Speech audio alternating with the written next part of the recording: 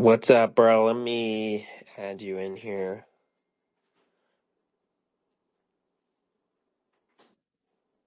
Invite to co-host.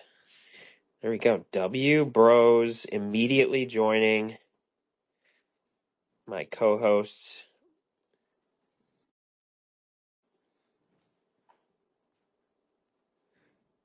Alrighty, let's see who else. We have a third person in here, but I'm not sure. Doesn't show me. They must be listening anonymously. What up, Marchese? What's up, bro? What's up, bro? What's up, bro? How are you? I Yeah, know you're a little under the weather. yeah, man. Like I think last week I had blue like fingernails and shit, bro, and um from just I think it was like a lack of oxygen or something, Uh, but muscle aches and pains, and I think it's kind of come not that hasn't come back, but now I'm just like sick again, so kind of sucks. Yeah. That's well, the good news is that means that you have an FBI agent assigned to you, which means you must be speaking some kind of truth. Yeah. Yeah, exactly. Exactly, man. So, yeah, this I set this last week. I forget what prompted me to do the fake masculinity part because I'm always kind of talking about that. But I'm sure that'll come up in discussion anyway because we're all 5,000 IQ and we sort of are able to connect every idea. But the Yeah. tariffs and Poorllennials are certainly relevant. Poorllennials is my term. I'm going to get famous off of using that. Poorllennials, one of my major facetious terms. But I guess we could start with, so the tariffs happened this week, and I'll connect it to psychology and people's underlying beliefs and everything. And there's always this interesting dynamic amongst any political hot topic or political point, and that is there's always like an arising dichotomy. There's always like one camp versus the other, and neither budges. And I mean, obviously, we're all kind of like right wing adjacent. So obviously, we're objectively correct, like no matter what. And any opinion opposite any of ours is gay and retarded. But it's always worth it to see where it really comes from, and specifically with tariffs, right? So the main argument against tariffs, well, I guess in case anybody's really not caught up, so tariff just means a foreign country sends goods to sell here and they get charged a tax on the import as a percentage. And it's basically them paying our government to do business here. So, with that being said, it's what it does is here's the two arguments, I suppose. Well, firstly, the tariff gets paid at the like point of entry. The tariff doesn't get paid in some later way. So there's two arguments to this.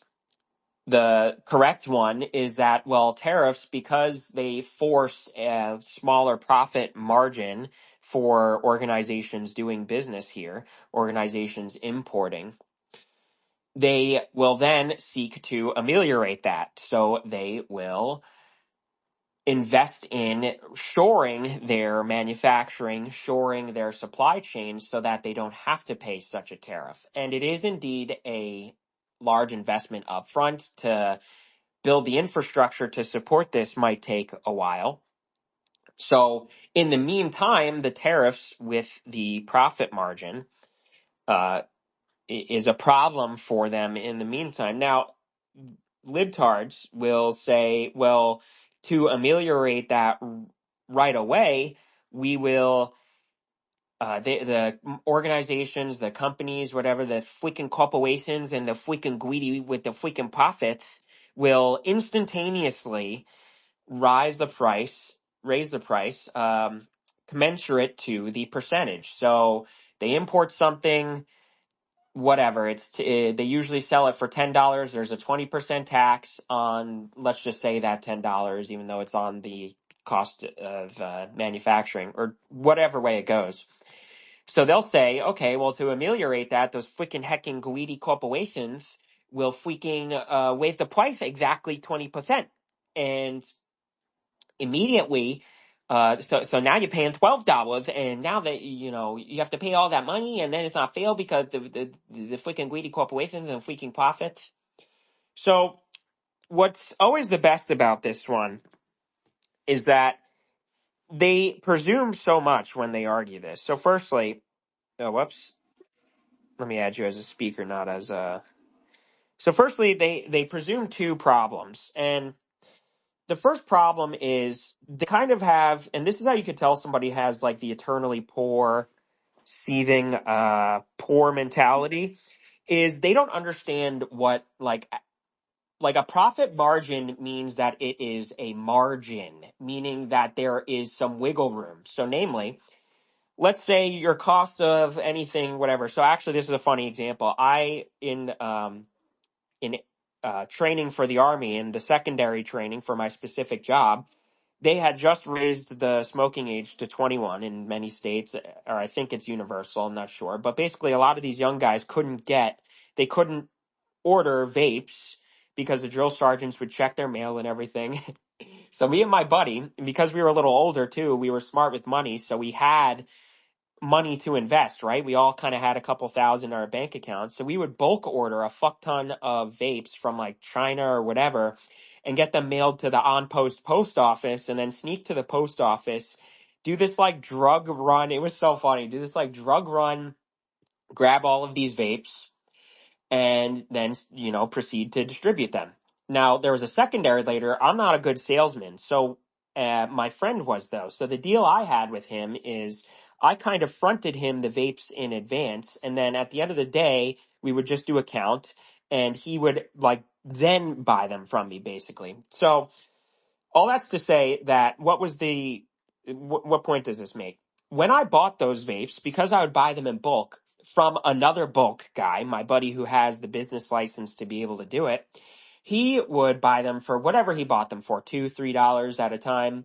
And I would buy them for, let's say, $5 each. So I would buy 200 vapes at once for $5 each, and I would drop $1,000. The price I set for my friend, who would then sell them to the end consumer, would be usually minimum $10. Depending on what kind of vape and how much I paid for them, it would be $15 and $20 sometimes. And then it was up to him to sell them for however much he wanted. And there were even some cases where he made more money per vape than I did. Sometimes I would make $5 per vape. He would only make 2 or 3. Sometimes I would make $10 per vape, but he literally made 20 on some of them. So what does that mean? That means that let's just use the $5 margin example. Let's say there was a tariff and the tariff was 20% of $5, right? So that means I now am purchasing them for $6. So the eternal libtard seethe retard idiot thing to not understand is I could absorb that cost. I still make $4. As a matter of fact, even if the tariff goes up to $9 per vape, I still make at least $1 per vape. Would that have felt like it was worth it? No. But if I was like a large scale organization, you could see how, you could still absorb that cost and you still go positive. Going positive is the key element there. So that's the first part. Libtards don't understand that their margin is not like commensurate to that tariff. If the tariff is 20%, but they make fucking double their money on every unit that they sell, it's not going to be a fucking problem for them to absorb the cost. So then they say, oh yeah, well they'll freaking greedy corporation. They don't freaking care about freaking absorbing the freaking cost because they want the freaking profit and they'll so greedy. So then the question is, okay, well, this is like unironic projection. Just because you're a poor seething freak retard who is constantly preoccupied with ascertaining more money, that doesn't imply everyone else is. What's more, you're still revealing that you have the eternal poor mentality because you don't understand how business works and this is the part where it shores back manufacturing. If you increase your prices, you might not be competitive anymore. If you still try to maintain the same margin, but your competitor absorbs that tariff, well, now your competitor is much cheaper than you are and thus steals your business. And once people move business, they do not come back. That's like a general universal rule of business, especially in supply chains. In fact, I think, one time I took a class, it was something like 80% of the time, if you go somewhere and they don't even have it, they usually have the product, but they have it in, or excuse me, yeah, they usually have the product, but they don't have the product in stock that one day. It's 80% of the time the person never comes back. So that's the second layer, is that the eternal poor doesn't like foresee how consumer behavior is insofar as going for the lower price. So that is the second, and that's really just sort of, I'll leave it there. Those are my two major things. And the relationship to Marchese methods, to the psychology we talk about, is that it really speaks to how people have these preconceived ideas, which is fine, because it's gay to say, oh, you only think about it one way. Like you should think about something your own way. But it speaks to how little their mind actually explores insofar as looking for the truth.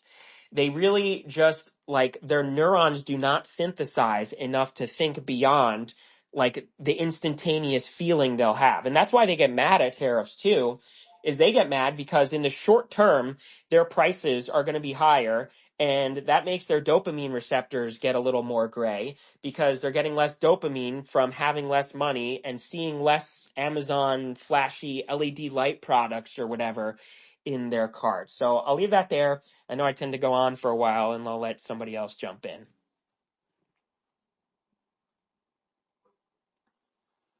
I see Lori's hand is raised, but I also saw Chiller, you unmuted for a moment there. And Evolved Mentalities, I did invite you to be a speaker, so let me know if you... Yeah, I just wanted to, can you guys hear me all right? Yes, sir. Yeah, we can hear you. Okay, yeah. Yeah. Okay, yeah, I just wanted to also jump in. I really do agree with what you're saying. I feel like half of the tariff thing also, if this was, let's say if Biden did this, they would be on board and saying this, but it's also like if Trump said, hey, you should breathe, they'd hold their breath. And it's Yeah, something like, it's also like all of those, I just wanted to expand on that. Yeah, it's like, it's also, like Trump could cure cancer and they'd find a way that's like, oh, he's putting doctors out of business or something. It's just this extreme anti whatever Trump. And it's just sad to see. But yeah, and also like the things like the economy has not been great in the past. Like, why not at least try something rather than trying to yeah, do the same thing over and over and over again? If this doesn't work, it's better to try and fail than to not try at all. absolutely. Very well said. Yeah, yeah, right. I mean, everyone's been bitch moaning about the country for 20 years. Eventually, someone's got to do something. So, Laura, you go ahead and step in. I know you had something to say. Well, thank you, Marquise. The very first thing I wanted to say was that, just like Chiller, my argument is that a lot of these people are actually suffering from TDS, where it doesn't matter what the tariffs are, they will bend over backwards to go against them simply because it was Trump who brought them up, or simply because it was Trump who was talking or implementing them. They don't really care about anything other than Orange Man bad. Yeah, That absolutely. was the first one. Did you guys see the videos like back when Trump started in 20 whatever, like 2016 era? They did an experiment where they went on college campuses. They'd be like, "Oh, Trump said blah blah blah. What do you think?" And they're like, well, that's just like racist or evil or whatever." And then they would play a clip of Obama saying the exact like verbatim quote, and they'd be like, "Actually, it was Obama who said that." And all of them would be like, "Duh, I don't know." There was only one who was kind of like in a funny, like almost like based attitude way, was like, yep, if Trump says it, it's gay. If Obama says it, it's epic. So that was actually a time where I was like, that's actually pretty funny, at least because that's what we do. Also, another thing which I want to add was the second part of the argument that I personally am from a country that is not part of the Anglosphere or anything like that. We have very, very high tariffs. For example, I wanted to buy a keyboard once for my computer. It was like 30 euros on Amazon, but just shipping and import and everything else set the price all the way up to 90. Wow, And yeah. that's what convinced me that I really don't need it. So a lot of these resentments towards tariffs are, as Marquis said, short-term thinking, but more than anything, the fact that it puts a barrier between them and their instant gratification that they get from consuming. Now, when I was doing my military training in the UK, which had Amazon and all these has other things that had no tariffs, I would spend hours in the evenings on Amazon just looking at random shit because I had just gotten that bug of I have the access now, the prices are low, I can order them, I can have them delivered to me tomorrow in the morning. So Yeah. we'll just spend time consuming over and over and over again, indulging. I spent something like £300 on just 2 weeks, which I had never done in my life before. And the terrorists put this barrier, put this how to put it, this little pause in the brain between the I want it and I'll get it. Dude, Eastern Europe is like the last hope with like being based on stuff like that. And it is so simple. And you brought up a good point I forgot to bring up too. That is that they all complain about, like, there was this post that went viral and somebody was like, um, um, the tariffs, but now we can't have coffee. And it's like, oh no, the horror of not having our like gay artisanal coffees that we make like foam on top and then take TikToks and talk about how, heckin' rest day, heckin' cozy XD rest day with my gay floor to ceiling windows apartment. And I also wonder if they're actually mad about this. Like, are they even gonna purchase these products, or is it just another Orange Man bad? Yeah. Like, he's literally Hitler. Yeah. And I think some of it's just, the same outrage of these people live in such delusion. It's insane. Yeah. And it's so funny because, and I tweeted this the other day, because this is like a we're all kind of pro this, right? But a lot of us here are kind of sitting on the side of Twitter that's also critical of Trump and Republicans from the right side.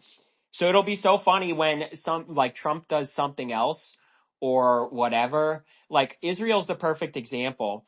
I was saying to my dad before the election, and he was like, "Oh, we better make sure Trump wins." And I'm like, I don't know. Biden's pretty based low key on the Israel question. He's saying, obviously it's nothing to get excited for, and he's still like a total retard. But, comparatively, you just look at the two. Trump is pulling out the fucking chair of Netanyahu, and then meanwhile, Biden's like, fuck this guy, he's a fucking asshole or something like that. And so all that's to say that they'll be like, oh yeah, well, you have Biden derangement syndrome, or oh yeah, well, you're just freaking heckin' identifying with the right wing to prove you're a freaking tough guy. And you're like, and it's like, no, actually, I don't think they're cool enough. Actually, they're pretty fucking gay and retarded sometimes. Yeah, and well, that's the great thing about the right is you can call people gay and retarded, and it's like you can actually have a discussion with someone you disagree with, and Yeah. like I'm not a big Trump dick rider, but it's like you can debate and like have some infighting and some discussion. Whereas I feel like people on the like liberals, especially the further left, if you don't agree with them 100%, they just want to like banish you from their space. Yeah, absolutely. I think, Honestly, we all think that, oh, you go, uh, Warton.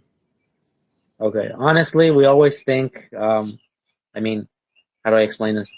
We're fighting right now about the tariffs, but 100% it's not really about the tariffs. It's just the things that the NPCs understand, because I think the Democrats are scared that Doge is going to actually like get rid of the scams that they have in. So like, in order to get the NPCs to actually do something, they push these things about tariffs. So they're like, oh no, I can't get my avocado toast or anything. Yeah. You know what's so funny too? I also forgot to mention this. In the early 1900s or something like that was when we started with an income tax.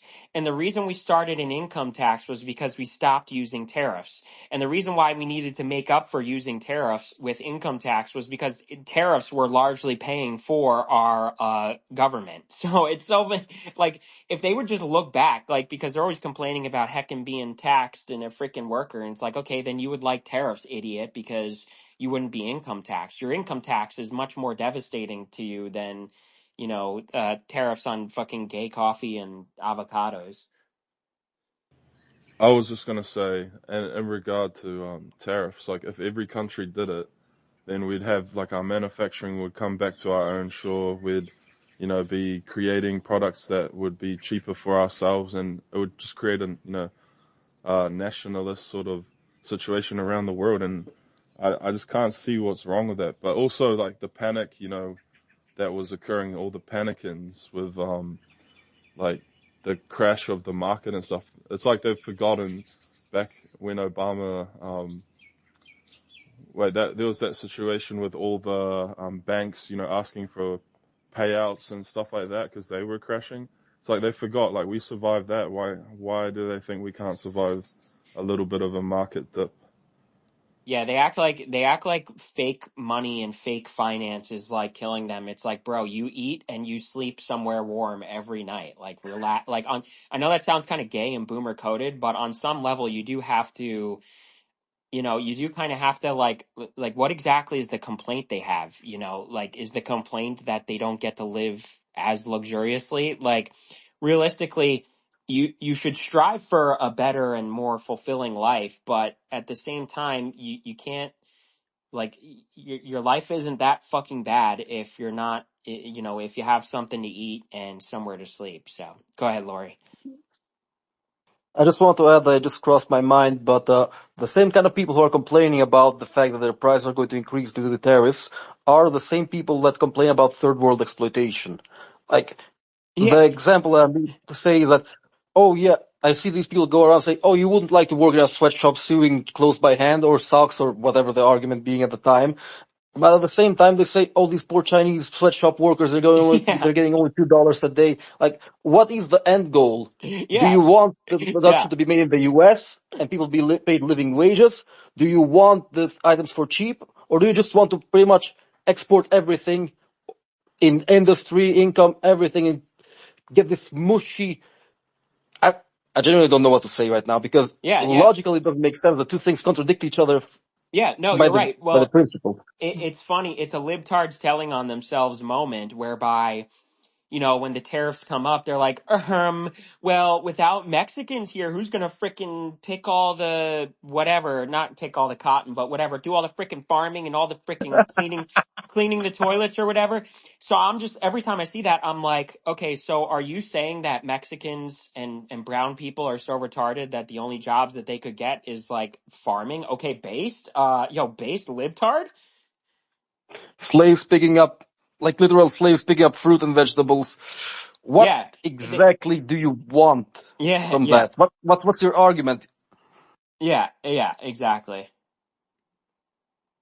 Anything that's to call Trump a fascist, that's basically the argument to the goal. And I do want to add on, like, the one they love to live in fear. They need to live in fear. I think Yeah, it's because many of them like are atheists and like just believe like worship science. But it's the same thing about COVID. Like like yeah, it was a cold. It has like a 99% survival rating, but it was the end of the world for them. yeah. It's like we need to shut everything down. Like. It's yeah, that's they thrive off this panic, this gloom and doom. We're literally going into fascism. It's like, okay, what type of fascist dictator would let you criticize him Yeah. all day, every day? With the COVID, what was so funny was I was in the military at the time and they were up your ass about having your mask on and everything. But when I came home for some visits, sometimes I went to my home local gym and I'm going around and basically we were already at a point where like some people were wearing their masks and some people weren't and some places enforced the rules and some places didn't. So I was just like, I'm not fucking wearing that. I'm not gay. And so I walked by this like leg extension machine and this old man is like, oh, well, hey, don't you think you should put your mask on? I was like, no. And he's like, well, what if you get me sick? And that struck me because isn't it so amazing how they'll tell you that you're not wearing, like you not wearing your mask is selfish. And when that's, dug into, their basic reasoning is, well, because of how it affects me.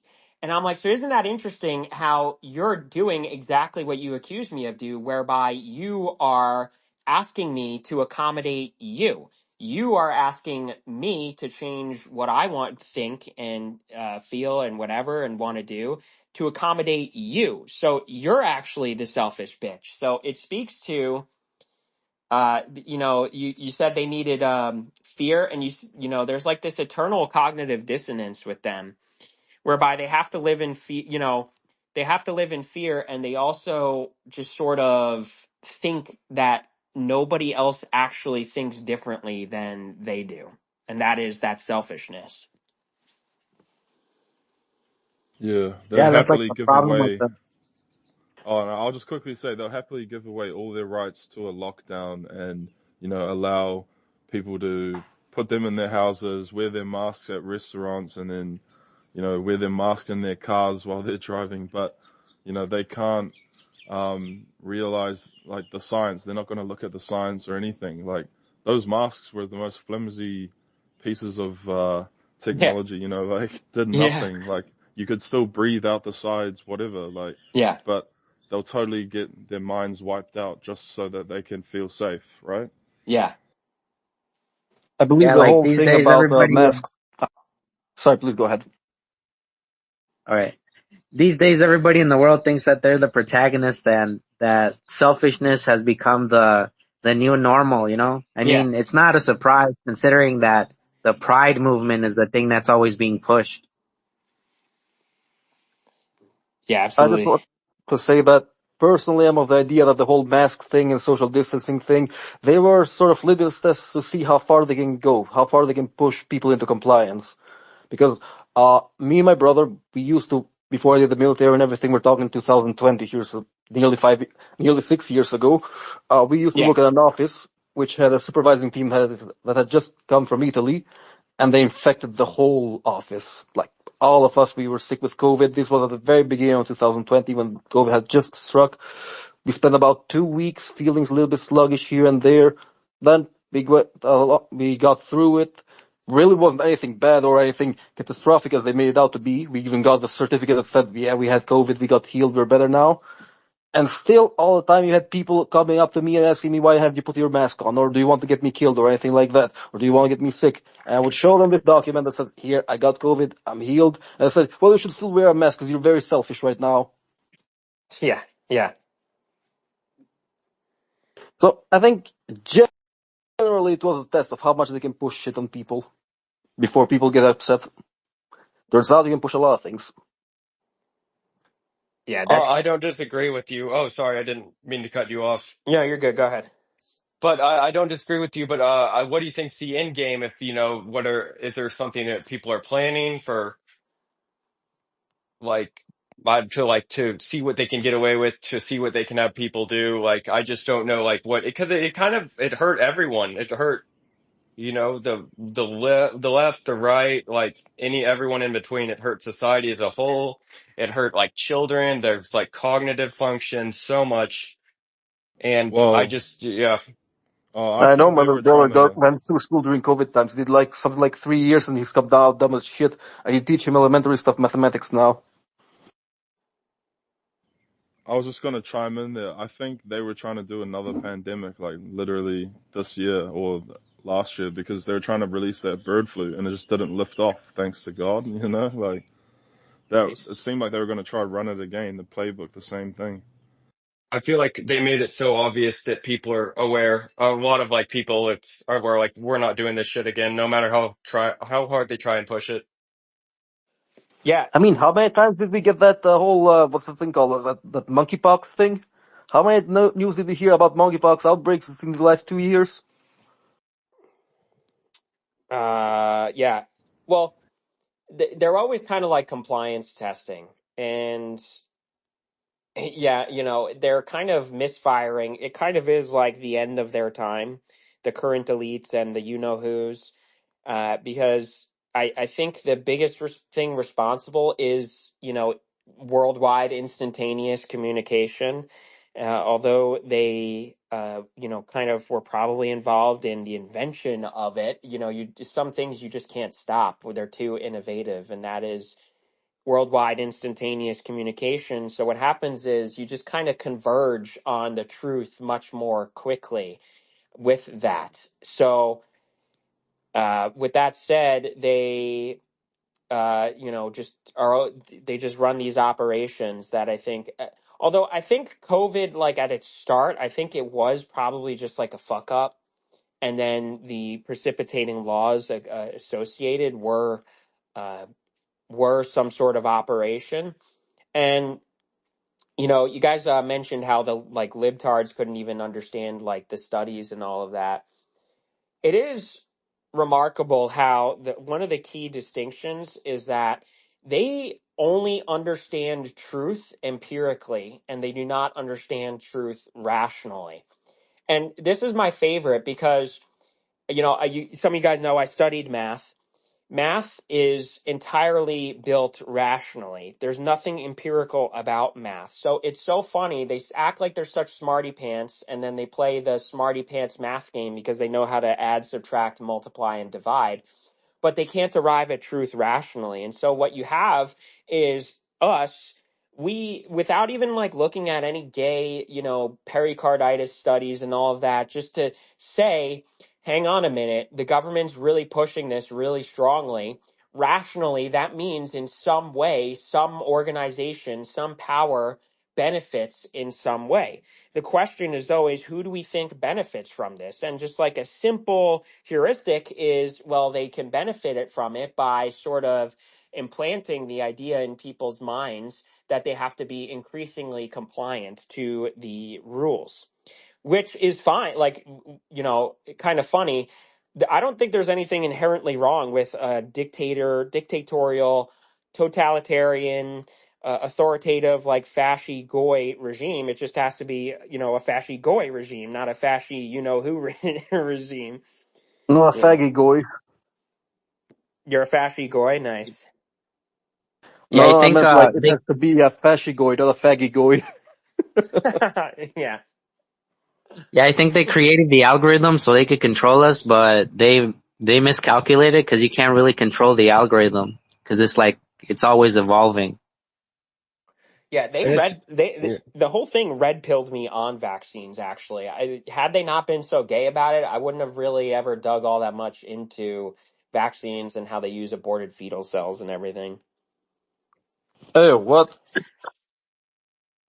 Yeah, yeah. So the basis. So one of my articles is the story of how I got out of the army by refusing the vaccine, and the way you can refuse vaccines in the military is by doing a requesting a religious accommodation.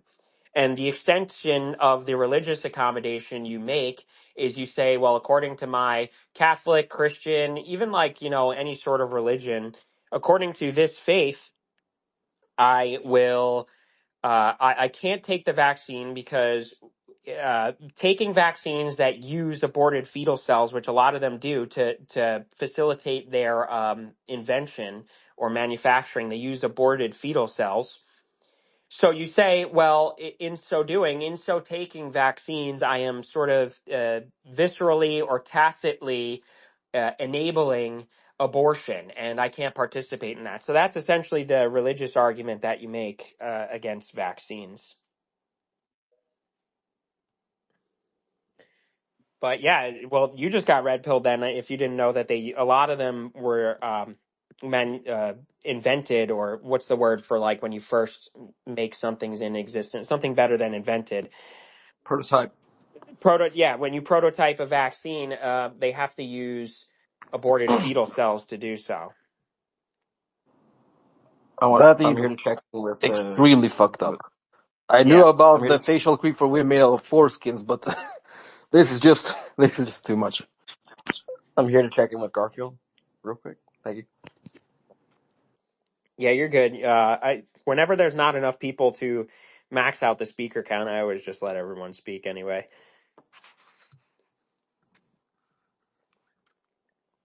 So, to keep us going here, this all back to the idea of like TDS and all of that. I think on both sides of politics, there's this problem of both, people just identify with a political party, and like it's certainly gay to also be like, they're both right and they're both wrong. I'm actually like a centrist. That's just like fucking gay. But a lot of people, you can tell that they're really just identifying with one set of beliefs or one party or one identification for reasons other than what they it's what they believe and what the truth is. And I think part of that is there is like this call it a pathology or a maladaptation where people feel the need to identify with these things because it meets some sort of unmet emotional need. Uh, with libtard, right? We know like the male feminist, right? They do that for female approval, and real quick, not just to get sex from women. A lot of these guys actually have a problem where they need female approval. The sex component is just because that's the highest form of female approval. But similarly, I can tell that a lot of these like rightoid like faggots, they also over-identify with rightism, mainly because they can just sort of viscerally understand that it's broadly like the masculine set of ethics and all of that. And so similarly, they over-identify with that because they want to portray masculinity. And sometimes, there's nothing, inherently wrong with trying to identify as masculine, identify yourself as masculine and facilitate that accordingly. But a lot of them do it like they do this this is how it ties into fake masculinity, I suppose, is that a lot of them do this thing where they identify with masculinity through like one tenet of masculinity. So say like, beer and boobs, Republican pickup truck bro. They over identify with it, but strictly because they're concerned with the image that it gives off. So they'll overinvest in this version of, or this tenet or pillar of masculinity, and they'll do so inauthentically. And the reason you could tell it's inauthentic is because none of those things are fucking hard. It's not hard to be like, hell yeah, brother, beer and boobs. That's not the hard thing to do. That's not an actual masculine tenet insofar as you are challenging yourself to arrive at truth, to be better, to be disciplined, to forego emotions for the sake of righteousness. They make like that's what they're doing because, hell yeah, facts don't care about your feelings and all that. And so all that's to say that there is something to be said for how the inauthenticity problem of people trying to meet some sort of maladaptive unmet need from and I know it's gay to like Barnes and Noble psychology and all that, but that is a thing where people just sort of eternally run these gambits, run these bits to make themselves feel something that they desperately wanted to feel when they were children or just feel overall. So I'll leave it there before I go on too long. No, I understand. I think the right word for it would be that it's sort of performative because, Yes. now, again, I am not from a Anglosphere country, so our idea of masculinity is a little bit different.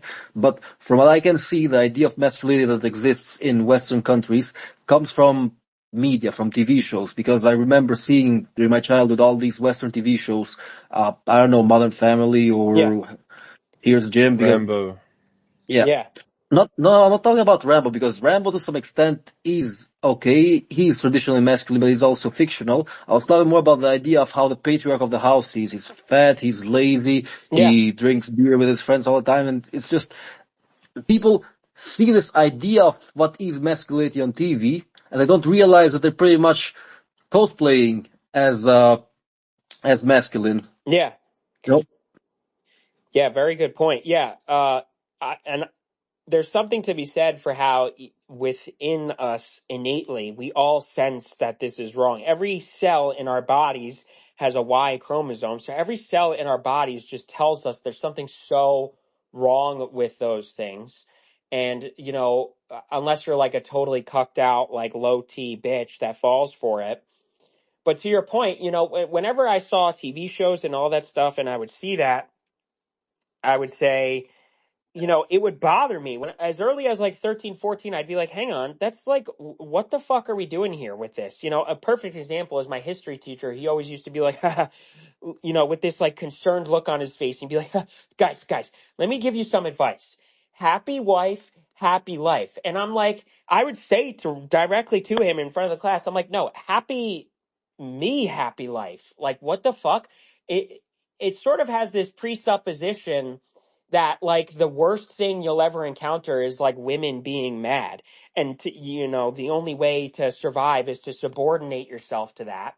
And the way they tie that into masculinity is to say, well, that's how you forego your ego. A real man forgoes his ego and subordinates himself to women so as to not put up with them nagging or whatever. And it's like crazy fucking concept, but you can actually just be a man and not be bothered by women fucking getting naggy or pissed off or like, threatening to give up sex. So, to your point, they portray masculinity in two ways, like the cucked out like doofus who's like sucks at everything and is retarded and lazy, or they portray it in this very performative way.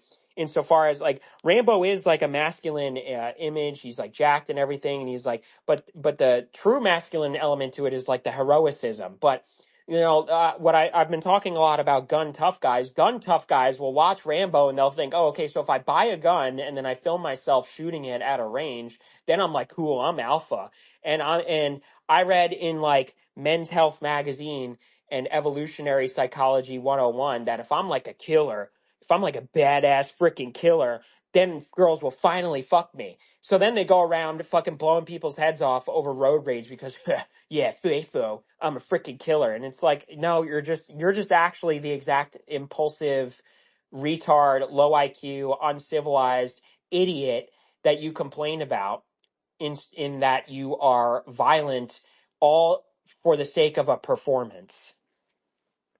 Yeah, in the Middle Ages, Yeah, they would be the village outcast. Yeah. yeah, like in my eyes, it's like kind of like the uncanny valley. We can always tell when somebody's like lying, even if it's the right or the left wing. When people are just using cope to like um to cope with their lives because they feel weak. Yeah. Almost everybody can tell that immediately. Yeah. But then these retards also hear that story of fake it till you make it. It doesn't work. No matter what they say, it really doesn't work. People can tell you're faking it. They Yeah. they just don't want to, how they put it, they don't want to hurt your feelings even more. Yeah. Yeah. Honestly, that's like a lot of like that's actually one of the most like unironically offensive things to me is inauthenticity. That's why like it's funny when like if I encounter somebody who's obviously going to be my enemy, but they're not necessarily inauthentic, I almost have this weird like respect for them.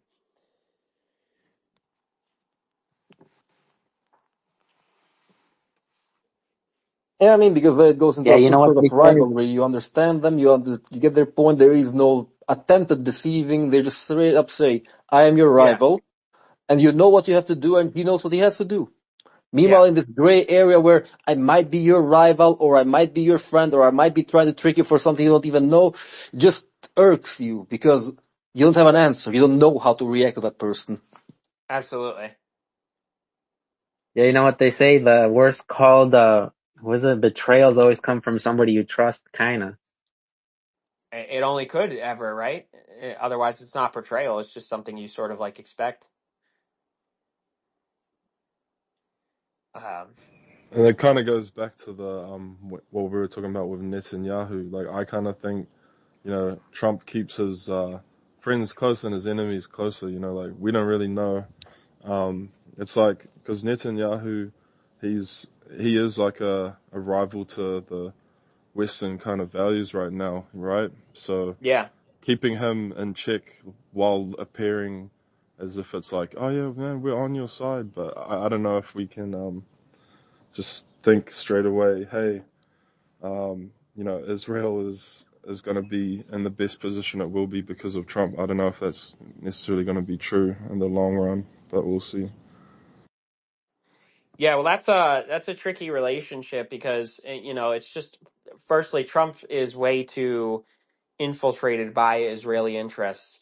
The biggest one is Miriam Adelson donated something like $100 million to his campaign, and so and she's like a Zio shill, and everything we're doing kind of coalesces around Israel's current interest. Their interest is they want regional hegemony. They want to dominate that region, and so with that comes sort of this conquest, and they are using October 7th as the Cassius Belli as the excuse to facilitate this, and they've successfully done so.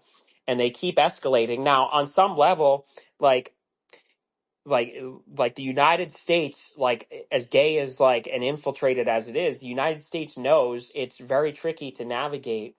How do we go about not not supporting Israel, because then we're going to be labeled anti-Semites and everything, and but also how do we, not let them start fucking World War III, and how do we also keep partnership with all the countries that are openly against Netanyahu and the current regime, or the Israeli regime. Yeah, if anything, I'm just sick of Israelis thinking they're the chosen people when they've all been outsourced from different countries, and Yeah, the original Judeans are like non-existent, and the just the story of the Holy Spirit spreading to the Gentiles, like it's already finished. The yeah. the chosen Judaism thing was is over. fulfilled. Yeah, and they're still stuck in that mentality. Oh, the Messiah's coming, right? And if we start World War III, he's going to appear in the clouds. Yeah, and that's the source. That's really the crux, like the quote unquote Jewish question. That doesn't just go to, like, back to 1940. That goes back all the way to Jesus, because Jesus essentially made it so that they are not in a special position of privilege anymore. They do not have exclusive access to God anymore. And I'm not even all that well read on my Bible and my Christian lore and everything. It's just all it's very clearly rational. You're right, though. You're Yeah, right, though. he fulfilled Judaism, which, now we all have access to God through him. And they don't like that because it puts us on the same level as them. And if you're just kind of like used to having hubris like that, used to having this arrogance to you, this ethnocentric arrogance, you're going to like cope about it. And that's basically been the last 2,000 years, is they've been coping and seething about it. And they have their superiority complex over that. And then, that kind of builds that resentment to, the Goyim and all the Talmud verses and all that stuff. And so, Yeah, and then and they just, oh, sorry. you go ahead. Oh, no, I was just going to say, like, back, like, just from what I've studied, back then they would, a Messiah would be someone who would, perform miracles. That would be their confirmation. Whereas, like, Gentiles, it was more about wisdom. Like, if this is Yeah. transcendent wisdom, we're going to, you know, put our belief towards it. So they've always, like, expected something from God, whereas that's changed now. Yeah, exactly. And there's this that level of arrogance too. Like you're even entitled to expect something from God. And so they have that ethnocentric hubris, and then that's been the past 2,000 years.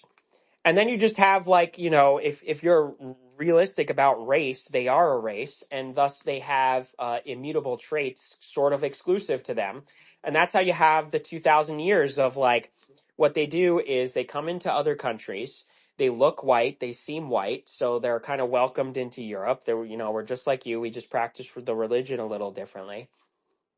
And then they go about doing those things that they stereotypically are good at, the finance, the banking, and it's just kind of like these perfidious trades, these sort of non-value added trades, and then it gets annoying and becomes problematic, and they get kicked out. That's how they got kicked out of like 109 countries. And uh yeah, so that's like sort of that is the entire crux of it. To their credit, they are ethnocentric. Like they're kind of like based in that sense, in that they do collectivize, and they have ascertained power. So in a way, I'm not even going to say, oh, in a way I respect them or something, but that is to say, like they are acting in their own interest. It's just that their interest is kind of like twisted and evil. um, you know and of course, they'll deploy every name under the sun, anti-Semite, what event denier, and there was one more part that I wanted to say. I kind of forgot it. They It's just that, Oh, yeah, it's just that I am the chosen mentality. Yeah, it's like no, if you're really chosen, someone chooses you, and that would be, God. And I don't think they are as favored as they think they are. But the way that they're constructing this event in the Middle East is like they're trying to say, hey, look, it's us against Islam. Join us, kind of thing. But and real quick, it just reminded me what I was going to say. Like, bro, like the amount of retards who are like, well, the Bible says love Israel and respect Israel, and it's like, yeah, that really means the modern day borders of Israel since 1948. Yeah. Wow, epic own, you fucking idiot. The Bible that was written 2,000 years ago was talking about the modern day borders of Israel and the modern day Zionist government. It's just like I don't even have to read all that much into it to be like, yeah, I think that means if Israel, is as defined in the Bible, I think that means when Israel became everywhere. The world became Israel. The church became Israel. You fucking idiots.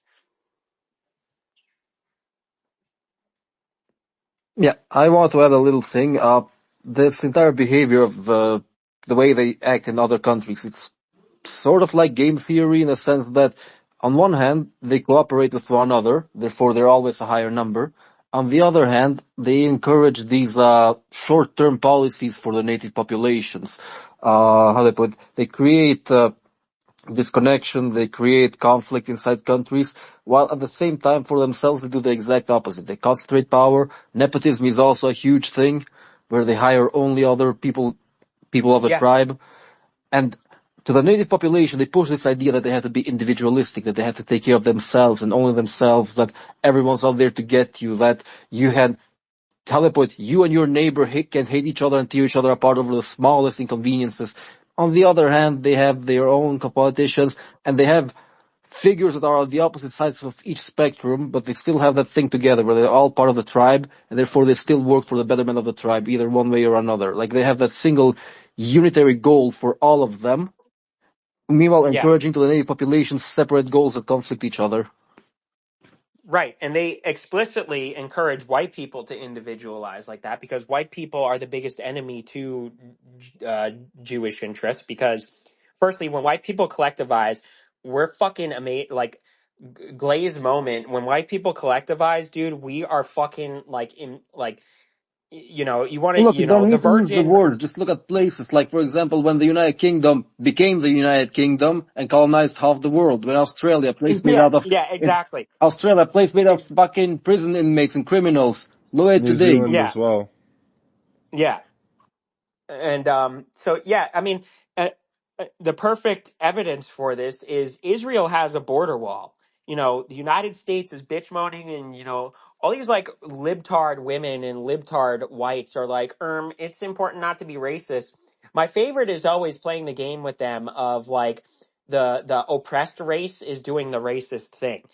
So they'll say, oh well, you don't want to be an anti-Semite. It's like or oh, you're a freaking racist for wanting to have a border wall, and it's like, okay, well, are Jews racist then for having a a border wall? So I always find it funny Without when going on people another are. tangent and without changing much of the subject, have you guys been seeing that fight between South Africans and American blacks going on Twitter right now? I haven't seen too much about that. No, do tell. Oh no, they're tearing each other apart. The South Africans are telling them, you have no tribe, you have no history, you have no identity, you have no totems, you have nothing of yours. You're just a weak and corrupt version of the people that we had sold away for gunpowder to the white man. Like, they're really tearing into each other.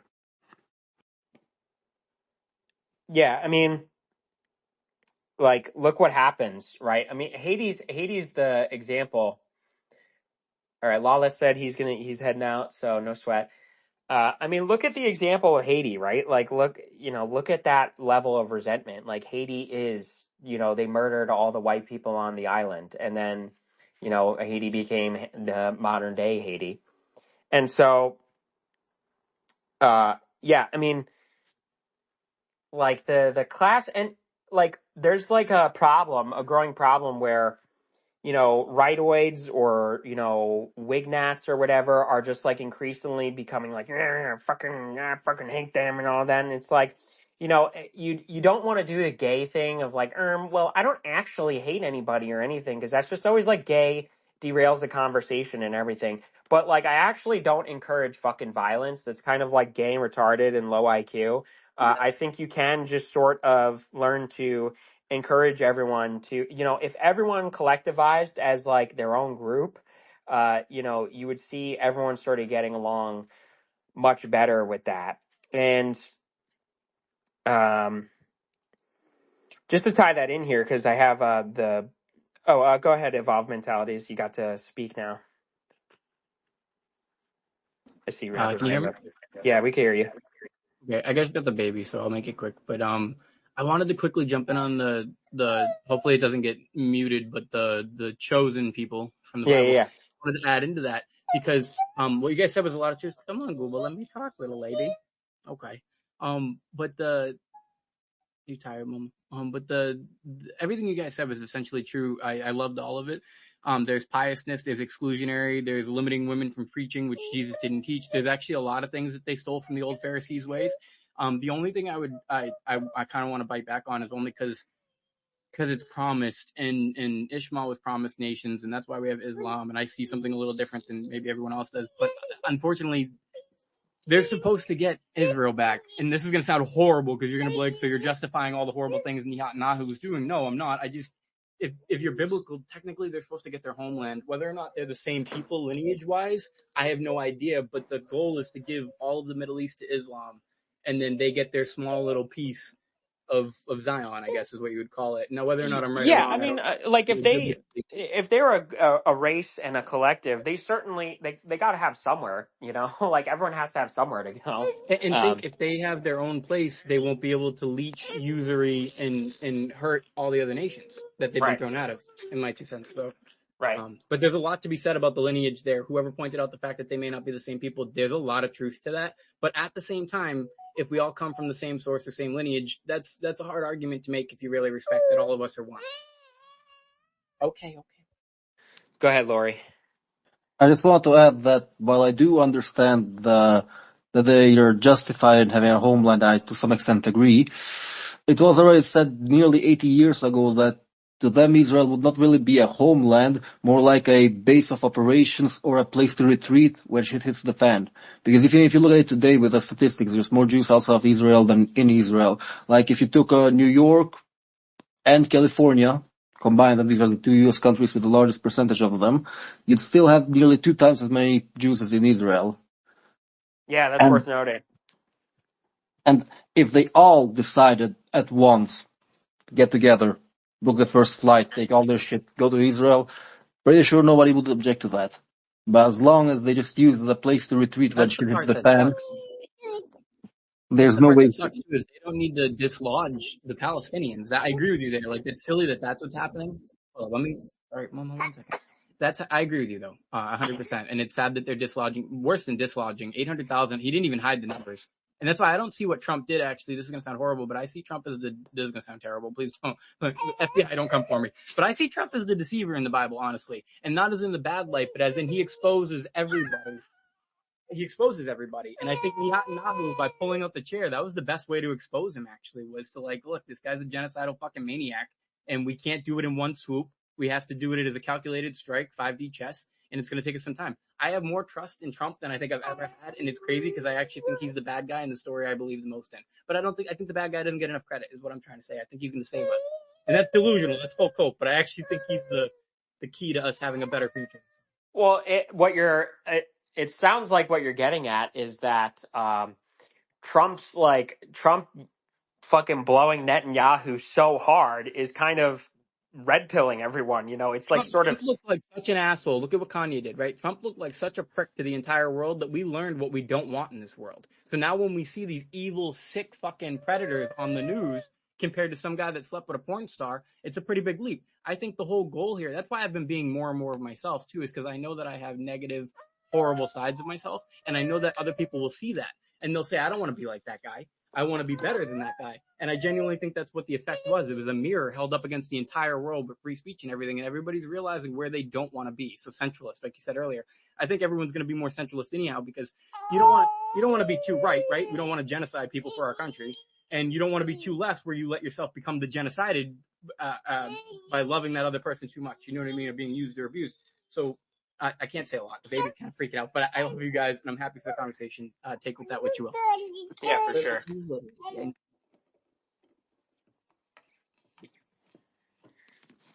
No, I agree. I think, however, there should be more choices between either genociding, either getting genocided.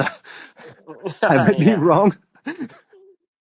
No, you're 100% right. I'm making the obvious examples, the obvious extremes. We're using hyperbolic calculus to show you, like, clearly we don't want this, and we also don't want this, so where's in the middle? That's why I like the centralist belief, because I think that you can't make everyone happy without making someone mad, but I do think that we can avoid making people crazy like we're doing to the left right now. I mean, they're just full-blown going nuts because good things are happening, and that's a proof that something went wrong, that we're not connected anymore. There's no bridge between our differences, as you guys pointed out earlier in the conversation. The ability to say to you, you are my enemy, you are my nemesis, and here's what I have to hold against your beliefs or your thought process, and what do you have to hold back? Line up and shoot at each other. I get it. It's not guerrilla warfare. It's not evolved. It's not the next level, but all of those evolutions of warfare were deceptive. So they weren't us coming closer together. It was just more means to separate us. I don't know if that even adds in. I don't know if that helps, but I'm juggling a kid. Give me a break. Well, you mentioned, an interesting development I'll say is that it felt like throughout the 2010s, like leftism and like libtards were not going to be defeated, but in some way they kind of are. And, and wokeism isn't like totally defeated, but in a way it's sort of subsided. It sort of ran its course. Like now people are kind of tired of it. Even like the most like Even normie, realize themselves they're crazy. yeah, even the most like normie coded like idiot is just sort of like has this sense of being tired of it. Um, and so what you have is, people we're kind of like on a correction course to, being, and even just like, the amount of like people that I know that, I'll say something like, well, actually, who this and 1930s, this good thing actually happened. And they'll like freak out and they'll be like, well, because that's like, who. And at some point it just becomes, we have to start thinking a little bit better about morality and ethics in different terms other than mean versus not mean, or nice versus not nice, or feelsy goodsies versus feelsy badsies. In a world that's developed and overly conscious like we are today, that's the truth, because you need to be able to not cater to them like the transgender LGBTQ too far left, but you do need to be able to cater to people, or you're not going to have a cohesive society. If you can't exist, like you guys said earlier, without being able to express our differences and just kick them out of your space, then what the hell, where are we going? Where does this end up? We end up either on one side or the other side, because one side crushed the other side. That's it. There is no, you know what I mean? I agree with you, is what I'm saying. Yeah. You're getting at sort of like there has to be like this symbiosis of, like people need to accept that there are other people in the country, and there isn't gonna, it's not so much about, accept that if we can heckin' accept that there are other opinions and that's okay. But it just needs to go as far as like why, like, quit being gay and emotionally charged about every last little thing. Like when libtards or like let's say like femoids say something totally retarded in front of me. Like I've heard women in front of me say things like, "Oh yeah, well, blah blah blah, like men are stupid." It just kind of makes me laugh. I don't get offended. I mean, in a way, it's offensive, but I don't like try to silence them or yell at them or something. If anything, it's kind of funny. I'm like, that's right. Those big fat meanie jerks, men are freaking heckin' stupid jerks, and all they freaking want to do. And I even come across like men who are like, yeah, dude, I listened to the newest, podcast here, and like the joke is like to be like, yeah, fucking stupid fucking bitches, and all they want to freaking do is steal your money. Like you kind of like, that's just kind of how I view like other opinions now. And there sort of needs to be this symbiosis of, acceptance of the Those existence are of all other people that opinions, I have gotten guess. there by trauma. by the way. That's trauma. So not that I like Tate, you know that I like Andrew Tate, but he acts the way he is as a defense mechanism. It's a shell. Somebody hurt him. I don't know who the fuck hurt him, but somebody hurt him deep. And it's the same thing for a lot of these extreme sided people, is that they were just genuinely traumatized, and the way they survived that trauma. Like, that's why I sent you a message in PMs about mother issues, right? Mommy issues. That's why a lot of those guys simp and stuff. That's why I think a lot of my simp nature came from, is because I had mommy issues. And I think that's where that comes from, is when you have parental issues where you're not getting that validation from the parent, you end up seeking it in others, right? But in this case, trauma, being bullied. Like, I have family members who are autistic and Asperger's and got bullied their entire life. And it's created this reclusive, submissive human being that's genuinely beautiful when they shine, but they lack the ability to shine now because they've been turned into this defensive survival creature from just traumatic experience after experience. And what's worse, just to add, sorry, I always cut you off, but to add to that, what's worse is then you will be this person. So, like, take me hypothetically. If you're told when you're angry and you're younger, you're crazy and you're upset and you're all these things, you start to believe those things, especially at young ages. So then you start to envelop it. Why fight what they're telling me I am? And then it makes it worse, because then you have what people have told you, you've now egotistically enveloped or embodied, and then you actually become that. You do become what they wanted you to become, which is necessarily the bad guy. And that's why now, later in life, I try to get people to stay, remember who you are, Simba. Like, try to stay with, like, what you really care about, what your inner child says, and not so much what your warped brain has been taught through the warped world that we live in. Again, sorry for so much to add to that. No, you're good. No, no, Yeah, it's all good.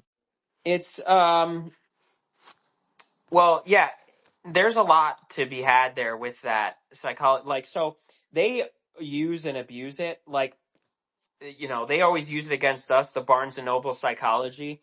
And, like, no, there are just, like, personalities. Like, you can just have a personality. You can just have a set of thoughts, feelings, and beliefs that are absent. Like, like, you can think women are kind of annoying without it having to be, like, a trauma response. But with that being said, that's, like, never going to be 99% of people. To your point, it is, like, a pathology. And they're a lot more complex at times For than the Tate example, yeah. They're yeah. I Well, don't think his trauma was caused by, like, his mom. I actually think it's positive trauma where he saw his dad do so good and his mom not do so good under his dad. So the dynamic of strength became all about his father. And that's just my opinion. I don't know him from a hole in the wall, but it's what it there's seems a like. It seems couple of like this ways. positive. There's a couple of ways it goes. Like, it's not always just exclusively like a parental thing. True, he was definitely the spaz that got picked on in school, if I'm being honest. So yeah, that's probably true. Yeah. But even then, like, that doesn't imply that everything he does or somebody does, thinks, or says now is exclusively a And that trauma. maladaptation. Yeah, Like, for sure. on some level, there is personality to, people being like that. Um, yeah, Just for I love him. I hope you know that. Like, I actually like him a lot. I'm honest, yeah, yeah, right? yeah. And that goes with there is this Well, problem. Marquez, I will say there is this problem whereby one of the biggest, like, hysterias, or one of the biggest trauma responses, maladaptations, whatever you want to call them, is people will, and this ties into, like, the Poorllennial thing. The real hysteria of, like, 99% of people is they have these problems where they want something or someone or whatever, but there's effort in between then and there. And I talk about this a lot, right, with the gym and everything. But this goes for, like, anything. People want things, but they don't want to have to do things to get those things. So they adopt this hysterical mentality where they're eternally trying to rationalize ways to have that thing without doing anything for it. And this ties into, like, the Poorllennial idea, whereby everything, like the simple way to say it is just like excuses, right? Excuses for everything. But it's so deeply embedded in them because they just, like, adopt it as if it's like an actual absolute truth. So, just for example, let's say with something like, incels or something, right? Because that's related to Tate. They play this game of, it's not just them seething because they think they're entitled to women. They have a combination of, they don't really understand that their strategies are flawed, and their strategies is being what I call the goon dilemma, whereby the women that they're actively seeking are like women with their tits out all the time. But that's a problem because, firstly, the reason they seek those women is because it's the highest or the most ostensibly rewarding approval. If you get the approval from the hot whore girls with their tits out, then that must mean you're really worthy. That's sort of the rationale. It's like high risk, high reward. So they play that strategy, obviously because it's high risk that, it fails. And then they try to say, I was gonna well, say I think it's oxymoronical too. yeah, Like you're telling us to focus on our future and in our 20s not to pay attention to women, but then you're saying the reason to do these things is so you can get women. right, Logic makes right. sense. So they will seek those women out and they'll fail, right? And the question becomes, well, why am I failing? And how do I stop failing? And how do I avoid that pain? There's two versions of this. It is to increase your attraction, right? And that doesn't mean you're going to score that exact girl that, Or fake it to make it. You guys said no faking it to yeah. make it earlier, but I think you have to be delusional, right? You wouldn't have a cell phone if somebody didn't fake it to make it. Well, I think, It's actually like the most fundamental truth of the universe. If you believe in perception and we create our realities, or you learn from past perceptions to then create or correct your reality, well, that's yeah, genuinely faking it to make it. you're talking about perception overall. We were talking about No. inauthentic. Take me as a literal example, right? Because you've been helping me get back into shape and get back into exercise. The hardest part of it was those first few weeks because I was a boulder that needed to start moving, and everybody's telling you to move faster than you can actually move. So if I was to do the 600 push-ups in a week, my shoulders would hurt, and then I can't do push-ups the next day, right? So I get back to that too far right thing, the lack of. Let me pause this. But the lack of balance concept. So why I'm saying that is perspective. I had to genuinely, when I couldn't do it in the beginning, because when I was younger, I was super fit and in shape, right? So there's the level of demoralization. But you gave me that self-belief to get up and start. I had to genuinely believe in something that was not there, fake it to make it before I could even get close to back to where I'm at right now. And I'm still not where I'm at, you know that, but where I want to be. But again, I had to genuinely believe it. If I didn't delusionally get the fuck up and wake the fuck up and do what I had to fucking do, like you say, no excuses. Like it's not about what I'm doing it. I'm not doing it for any other reasons other than I need to do it for me, right? If I didn't do that, it would have never happened. I had to genuinely believe in something that wasn't real before it was real. So I have a huge Yeah, pet peeve, but I guess. you're not really faking it if you are actually putting in the effort. Like But you have to fake it faking. first. You're talking about fake it You as have to believe in something that is non-realistic before it's realistic. There is no way you can spin word game around that definition-wise other than to say that you faked it before you made it that's or that's believed it before you that's achieved it. faith. That's faith. That is hope. That's not the same thing as fake it No, till but you no, make. oh, so And when we were back to talking the concept about though. It's fake it still till you faking make it. it is like wrong. We're Hold up, but talking about it's still inauthenticity being wrong, not necessarily no, but it's still perception being inauthentic. wrong. Hear me out. Hear me out. It's still inauthentic. So this is exactly what I had experienced when I went to the people who were physically fit in my life and told them that I was going back on that journey. Unlike you, they wanted to tell me how short I was still falling. So why I'm saying this is that especially the spiritual world is big on this. But people will point out how you don't live up to the code that you preach and then say that that means that you're faking it or hypocritical. And that's not always necessarily the case. And that's kind of why I'm saying this is no, you do fake it to make it. Because if especially in the faith aspect, if you don't fake it, if you don't pretend you are the shit every day, then other people are going to remind you that you're not the shit every day. And it's going to bring you down and make you not want to continue moving forward. And you could say that that's a low self-esteem, et cetera, but that's kind of tying back to my point is that this person already has low self-esteem. They're trying to build their self-esteem based on a foundation that's not real at the moment. And anybody who points out that it's not real at the moment to them is going to bring them down, crush them, or set them back. Therefore, again, back to my original concept. I may be faith. I may be working, putting in the works to get there. But everybody around you is going to remind you that you're fake, you're fraudulent, you're phony, you're not actually what you're trying to be, but you're still trying to be it. In my opinion, the best thing to do in that moment is to genuinely fake it, just embody it fully. And that's where Tate kind of gets it. When they called him a human trafficker, what did he do? He said, yeah, I am a human trafficker. He called it That's out. still You do not need to fake it. that's okay. You're talking about if people are saying, you go and you work out and people say, "Oh, well, you're not fit, bro." That's because you're at the I'm saying start. Hang on, hang on. delusion, basically. That's because Faking. you're at the start and your progress hasn't accumulated yet. But the reason why that's not the same thing as fake it till you make it is because you took the actual action and eventually your perception, the way your body is perceived will speak to that.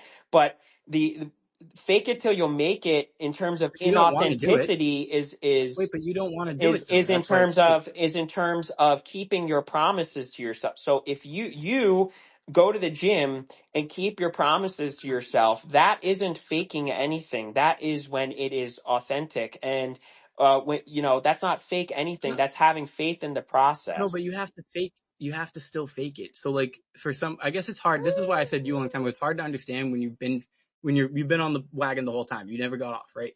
But in you are faking it because you have to get up in the morning. And that's why I guess I'm trying to show you the mental aspect of it, not so much the physical accolades or the works that you're putting in. And maybe I'm failing to convey that point, but you are faking it because especially when I first started talking to you, you triggered the shit out of my lazy syndrome.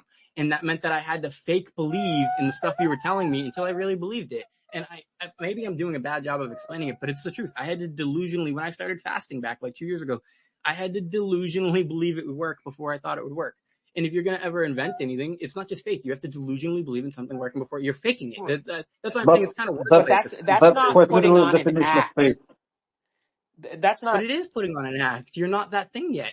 So Matthew McConaughey's speech on I want the hero I want or who I want to be is me in 10 years or something, or I want to like be my own hero in 10 years.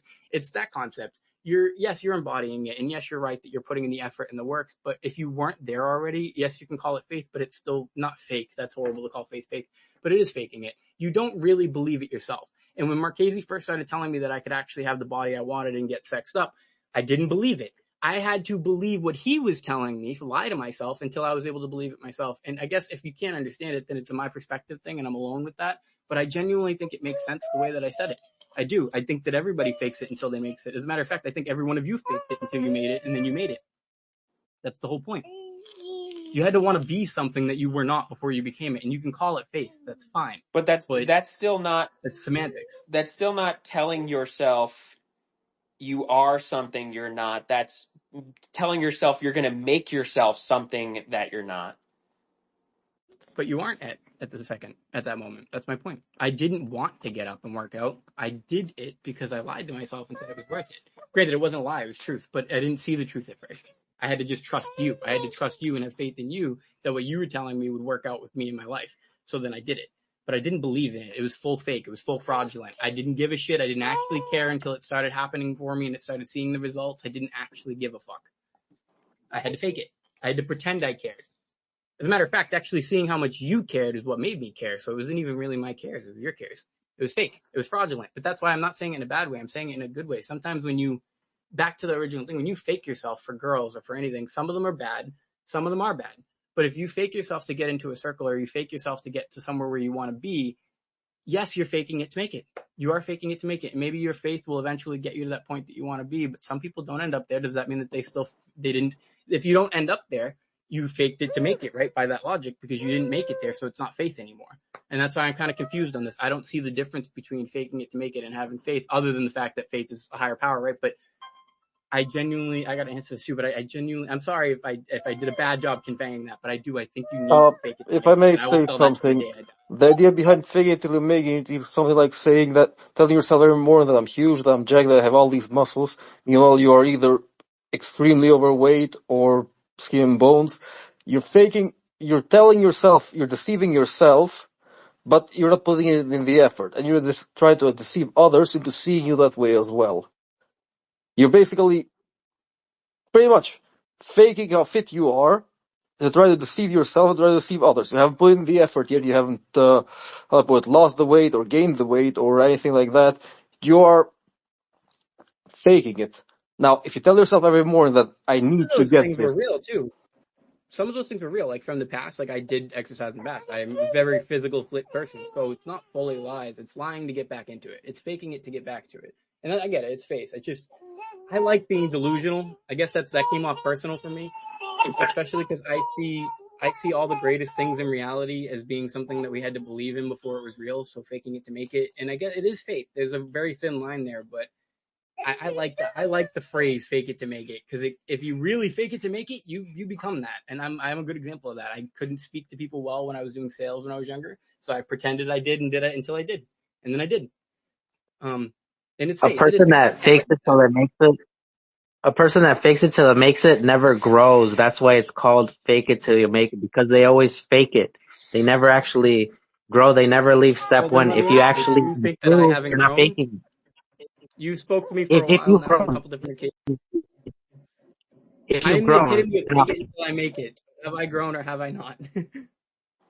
No, you definitely have.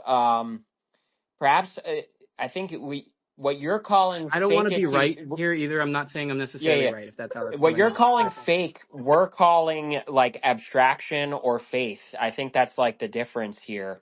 Um, you know, it's certainly like you go to the gym because you think you'll get big off of it. You certainly don't have like empirical evidence for that. You certainly don't have anything other than somebody else's word, Some and people don't you get have big. to abstract that it can happen. But that's we're talking about that's not fake in terms of like inauthentic. That's fake in terms of it hasn't actually existed yet, which is just an abstraction and a faith. When most people say fake it till you'll make it, it means put on some act as if you already Some are act. at that abstraction rather than trying to arrive at that abstraction. And you don't like that? You don't like wearing a fake happy face when you're not happy? people that fake it till Well, they make it put on a mask and they never take it off. That's the difference. I don't know. I don't feel like I'm pretty authentic. You guys see what I share. yeah. I think I think that I did have to take a mask off at some point, maybe when I was like 15 or 16, but I don't think that faking it. So I agree with War Torn actually. If you're doing it for other people, if you're faking it for other people, it's a mask. But if you're doing it for yourself, oh mama, it's okay. I don't think it's a mask if you're doing it for yourself. Correct. Correct. Especially because listen, as somebody who hi mom, I know I don't want to say too much about myself in that sense, but as somebody who does suffer occasional low points in life mentally, Yeah. I will say that the only way I ever get out of that actually is delusionally lying to myself. I'm not kidding. It's actually genuinely believing I'm the top tier, top shit that could possibly exist to get out of that low point where I'm at. So it's hard. It's really hard for me because delusion has genuinely been my best friend in life. Especially you guys talk about MVCs, right? All these fucking dumbass, stupid people regurgitating the same "I'm remembering, I'm awakening" bullshit that we've been programmed with by the programmers for the last 100 years. That's not authenticity. Congratulations, you can share the same shit everyone else is seeing. So it's really tough for me because I've spent my entire life faking it to make it, but so I don't want to feel less authentic. I don't want to feel like I haven't grown, although there is ways that I can grow still. I really do. I think faking it to make. Imagine this for a second. You have two stories. In one story, the little boy pretends he's going to be the evil dominator of the world and destroys it. And in the other story, he pretends he's going to be the superhero who saves it. Who would you rather have? And I get it. You want grounded people. You don't want people who are insane and batshit like that. But it's the principle. It's that if we're going to we're already delusional. We already don't know shit from shit. So we might as well make the delusion a good delusion, I guess is what I'm saying. If we're already all delusional, you all already don't know half of what you think you know, right? Me included. So if that's the case already, then why not make it a good delusion? Why not fake it in a good way, in a good light? Pretend that everybody's glorious. Pretend that everybody's amazing until we finally get rid of all these genocidal rapist freaks. And it's delusional. I know it's delusional, but I'm still going to say it. So, but I do agree. Yeah. Um, yeah, we could put that into the words of Parthenax, right? Yeah, I love Parthenon from Skyrim. Yeah. Yeah, because a lot of people are evil by nature, but you don't always have to follow your nature. You could try to be good because that's more difficult than just being evil. That's faking it to make it. That's the hardest one. Is somebody who's inherently a bully and like likes to be mean. That's why it sucks when you guys talk about some of that stuff because I'm like that. I'm a horrible person. But as somebody who's like that more often than not or comes from that, I have to fake every day being nice to some of you. And I don't mean you specifically, but I mean every single fucking day I have to fake being nice to some people. And it's because oh mama, I'm sorry. Is that a yelling? Okay. I'm gonna just mute. But I agree with you though, brother. Parthenax. Well, the part about nature prompted me to talk about what I always talk about, which is that, like just the other day, people, one of those videos was circulating about when women like do anything instead of like lift weights. And one of the key retard arguments against me, because I was saying that's retarded, is well, Well, but that's fun, and lifting weights is not fun. And it's like nobody actually thinks that. They just say that because, to your point, it's in our nature to think that weightlifting is not fun. Firstly, because our lizard brain tells us and cries it like a little bitch at us to it. But secondly, people fundamentally, Me, by the way, you woke me up out of that. yeah, people strictly define fun in terms of does it give a drug-like feeling to it.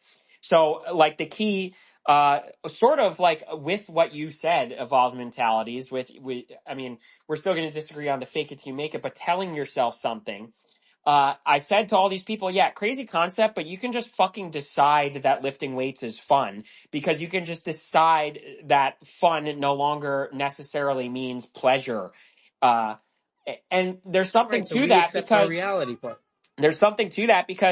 fun isn't actually what they say it is. Because think about if you like bar anything else, do it just like a pure thought experiment. Most people's answer to the question of what could they do if they could do anything they want, what would they be doing constantly? And that would be dope maxing. They'd be getting high, laying Sleeping. around, chronically masturbating and all that. But then what is that a symptom of and both a cause of? Both a symptom and a cause. These two things relate. I think the Depression. masturbation one is porn Yeah. based, to Well, be I'll honest. say just to finish the part, that is circularly related with depression. People get depressed pleasure maxing, and that's not fun. You're not having Yeah, fun what is if it you're called? You're burning your depressed. serotonin or So something? Or you're burning your dopamine? all that's to say that you can just decide, to your point in a way, you can just decide things for yourself. You can manufacture your thoughts, feelings, faiths, behaviors. And the reality is, challenge is what's fun, and not challenge in this gay, egotistical way. But what's fun every day is to do what you promised yourself you were going to do and try to be better. That's the only like actual fun there is. And that doesn't mean become like a freak and spend 24 hours a day, 90 days a week in the gym, be all in the name of quote unquote fun. But that is to say that you can just decide that all the things that you like all of the things that are traditionally thought of as hard and complex and major life developments like the gym and making money, you could just decide that doing those things is fun. I have fun writing my articles. I have fun making my videos, just by virtue, and it's not pleasant. I have to spend a lot of time trying to figure out how to write things, how to write a little bit more eloquently, for videos, and I can't even make You know what's TikToks funny yet about because I have that? to fight these softwares because I have to learn these softwares. That part isn't fun in terms of pleasure, but it's fun in terms of like, what the fuck else am I gonna do? You know why that's funny, right? Because you can just tell yourself that it's fun. And that's the point. That's the point. I had to do that with the gym thing. I had to literally lie to myself and say, I love this. I didn't love it. I actually hated it.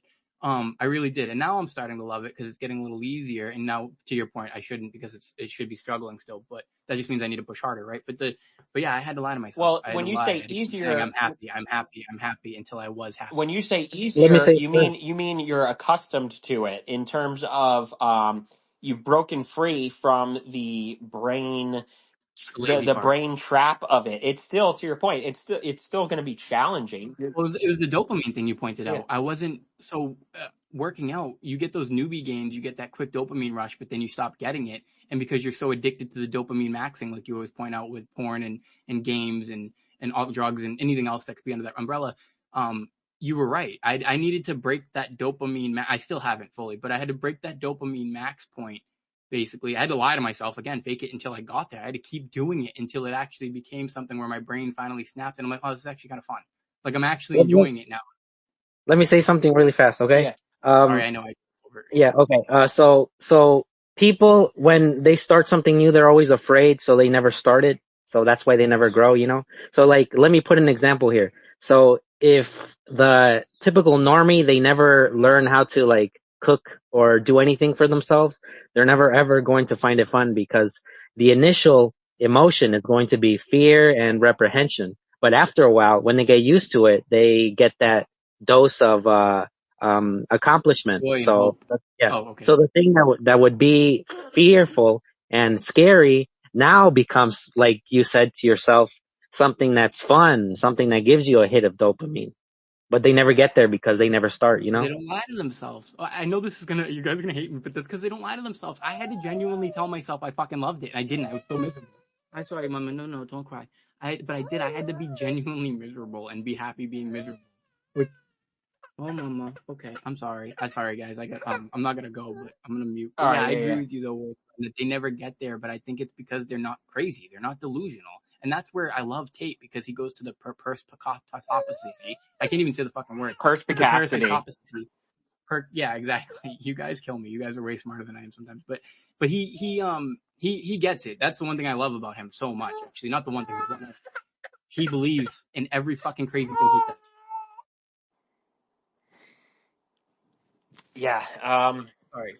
To your point, Wartorn, with that initial fear.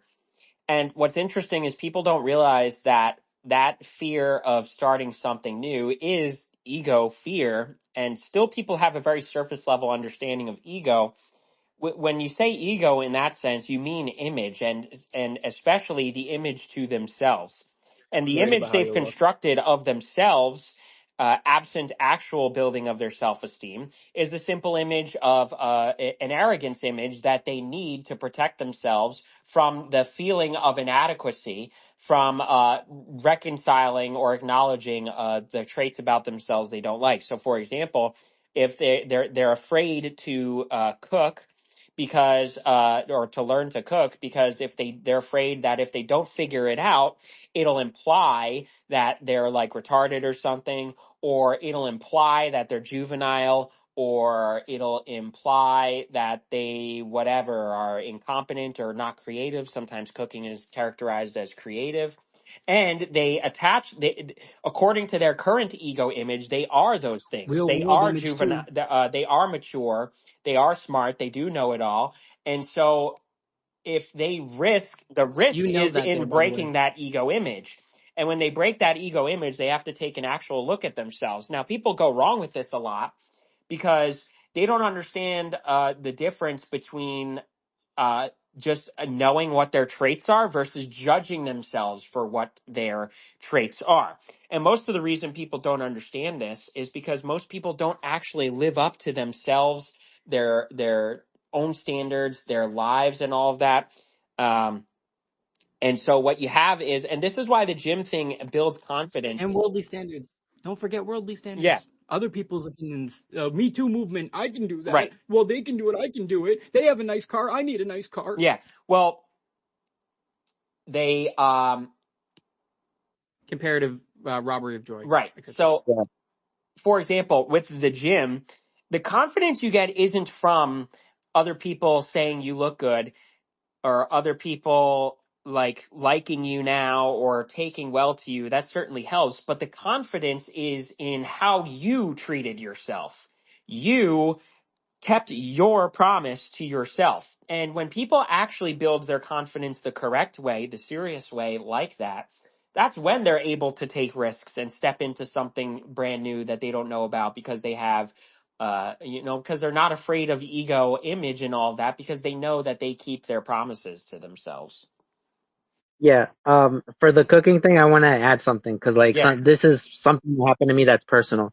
Like, I saw something and then I started it because I was afraid. And then, like, I saw people that, like, Tatsamater that's in our group. They kind of like, I think, make their own, what is it?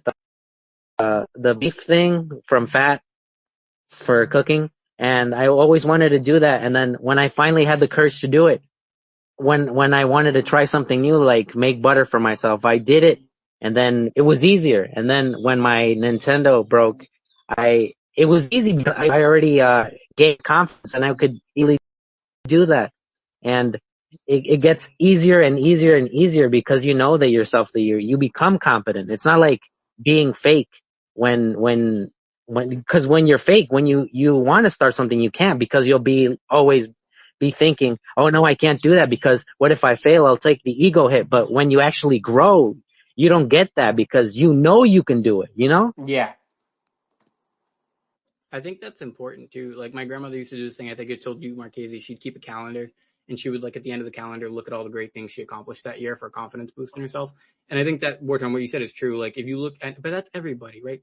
I hope that there's nobody out there that has zero accomplishments, genuinely, but I think everybody, if you look at yourself and you look at what you've overcame, right, and then it's easy to believe in where you can get or what you can do, because you're like, well, I already did all this shit, right? Yeah, Sorry. the You already biggest can do it. problem You with already that. cooked. You Yeah, already made the dish. Good. yeah. The biggest problem with that is if you take too long and you have an accomplishment that's way too far back, you lose some of that thing that you gain. You have to keep slowly rebuilding it, because, like, you know how people are like, oh, back when I was in high school, I used to be this, but it's like, yeah, but you're not that anymore. You have to get there. You know, you can't use that because it becomes Sometimes I fake. think there's some people that spent. It depends on your angle, right? What you prioritize, I think, is the most important. But take people like Da Vinci or like the great minds of the universe. They were the same person their whole life, struggling with the same problems their whole life, and they're the reasons that we actually have not had to struggle with those same problems our whole lives. So I don't know. I'm conflicted there, because there's some people that don't ever leave their room, but they're the reasons that we'll be better people in the future. So I'm conflicted there. But Yeah, because there's some problems you never solve. There's some dreams you never have come true. But if you stop chasing that dream because it didn't come true, that goes back to the dopamine maxing. Were you doing it for the dopamine, for the reward, or were you doing it because you believe that's what you were meant to do? Non-fake, more yeah, authentic, actually. yeah. The biggest problem with that is, like, as a human, we misunderstand it. We think of everything as dopamine, but um, the reward for your growth is the dopamine. But most people these days, because they can get dopamine easy from, like, watching a video or whatever, they get an artificial Oh, high, like eating artificial sugar. It's not, your body sees it and reacts, but it doesn't know what to do with it because there's no growth, you know? Yeah, well, what's interesting too is most people really, really have a tough time operating on incentivization outside of meeting their basic needs and instincts. And what that means is separating your body and, physicality from your spirit, soul, the part inside you that is God, right? People talk about that. God is within all of us. God has imbued his spirit into all of us. That's what our souls are.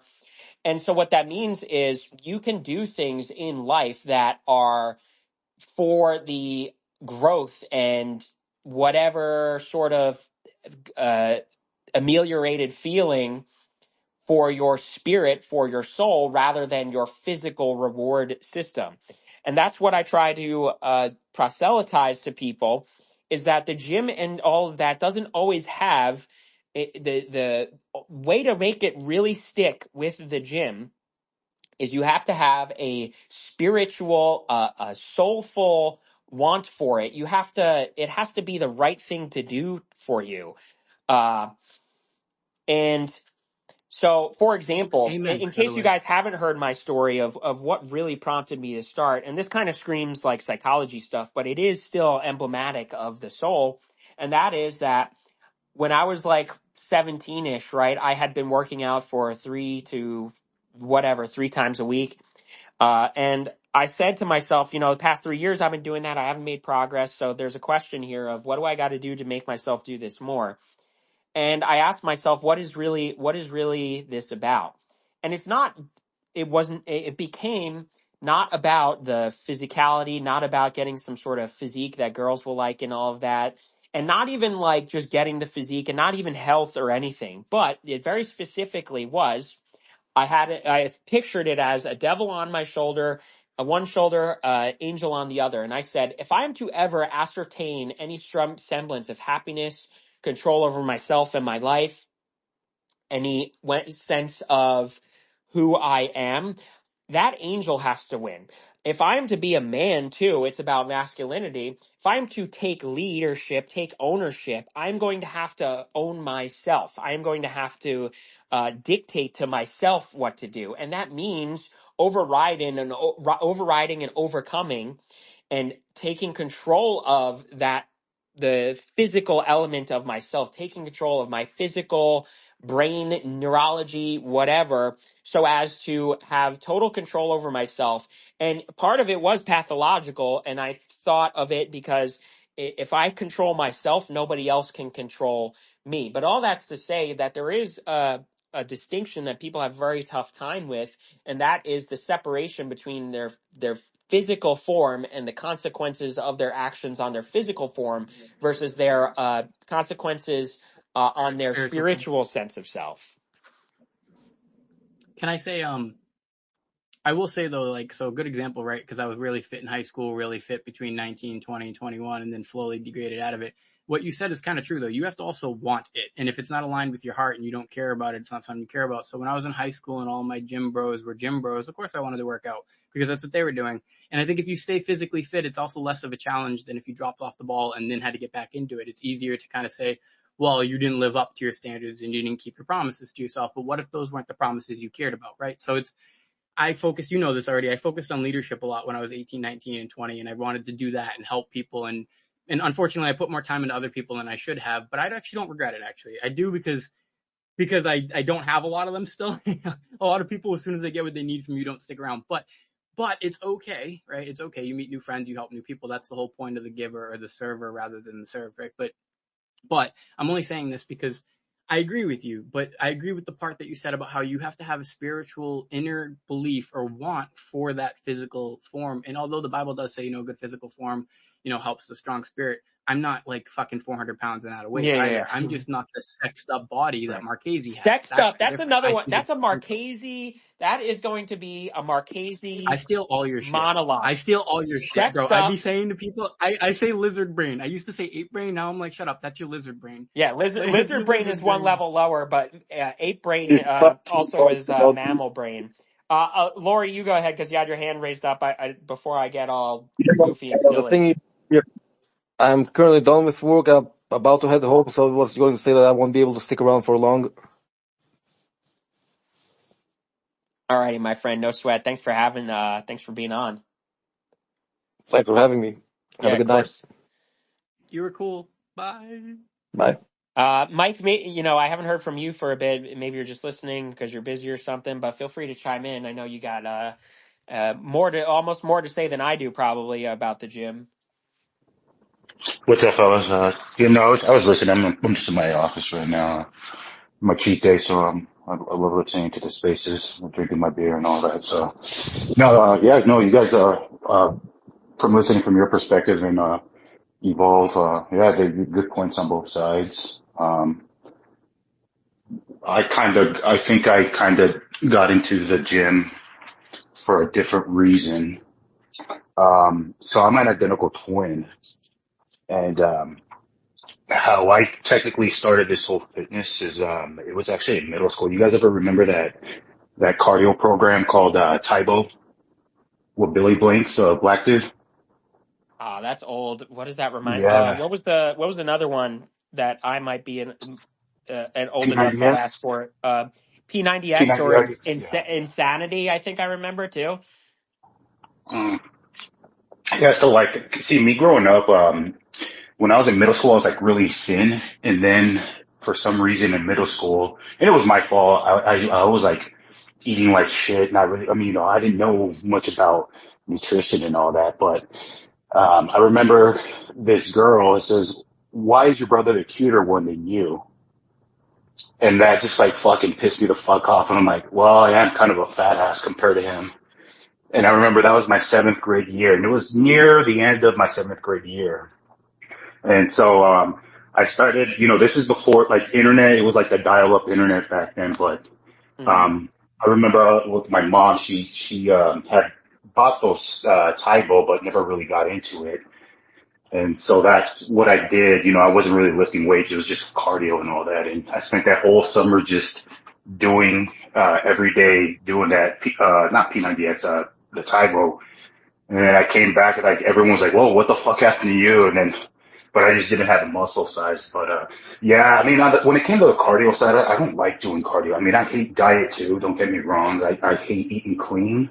I don't hate it. It's just not my, if you ask me, instead of eating, chicken, brown rice, or broccoli, I'd rather have a hamburger with bacon, all the Yeah. fixing, but it's just something that, okay, this is good for me. I mean, obviously now when I go to the gym, it's not necessary to impress because, I'm already married, but it's more, cause as we get older, it's better to keep yourself in shape because it's kind of like once you lose it, it's gone and all that. But, yeah, I had that mentality like before, like, and I still get this, to this day because I take 3 months off a year when I take off of work, cause I like to enjoy myself during the holidays. And, so I take the gym off and then once January ends, I get back into fitness mode and all that. But, I don't want to say fake it till you make it, but, I'll just have an image of myself. Okay, I look like this at one point. I'm going to get it again. And I guess where some people say that they don't like going to the gym because, maybe they're not seeing significant amount of gains at the beginning. And, there are other newbie gains, but, they'll stall in their way. Just to add in, for me, I think I never valued the gym. I don't mean that like disrespectfully to people who do. I didn't learn how important my body was though until later. Like you said, when you get older, you lose it if you lose it. I didn't value it. Is really what it was for me. Right.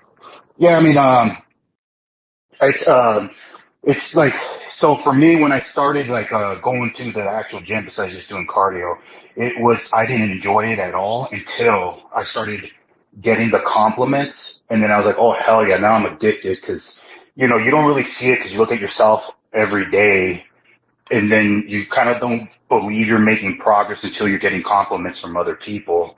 And then it's like that for me right there. It's like, oh, damn, hell yeah. And I love the gym and all that. But, that was kind of like normally at the beginning. Now, I just kind of just obviously just do it just to keep in shape. But, I love the feeling of, the pump feeling, the adrenaline rush, hearing the weight plates clatter. Um, I'm not as competitive bodybuilding as I was back in the day. I just competed back in, March, but, it's more just like, just for beneficial health reasons. I don't want to be one of the dads that is struggling to chase their kids around because, you're, I'm just some fat slob and all that. But, I just do it as a hobby, is for sure. And I love, going with me and my two buddies. We'll go out because normally I work out at home, but every now and then I'll go out to a public gym just to catch up with my friends instead of going out to the sports bar and, getting drunk and, Yeah. yeah, a healthier alternative, I guess you could say. Yeah, absolutely. Yeah. Do you compete, Marches? I did a few years back. I did one in 2017 and I did one in 2021. And it, it's funny, those pictures are actually like publicly online. So I hope no libtard figures that out and finds me and stalks and harasses me. But maybe I'll show you guys at one point. But I did. Well, and this is actually a good story. This is kind of like relates to the origin story of the concept of Marchese methods. So, like, as soon as you get kind of like big, you do sort of get, prompted with the idea of, all right, well, maybe I could make something of this through being online, having an online presence and all of this. And, you figure you just spend so much time on it, you might as well try to make something of it. So, firstly, in 2017, I competed because it was to kind of like it was like an FU to an ex-girlfriend. Specifically, that was like the heartbreak. That was like 2016, 2017.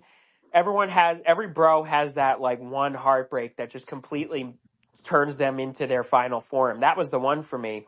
And one of the things that I wanted to do was uh, sort of send this message of, and it is kind of a cope, but you have to cope somehow, right? So uh, part of the message was, you will never in a million fucking years see me become like the pussified, pussy bitch who after a breakup like loses it, cries all the time and gets fat or whatever. So I was like, I'm going to take my workout stuff to the next level.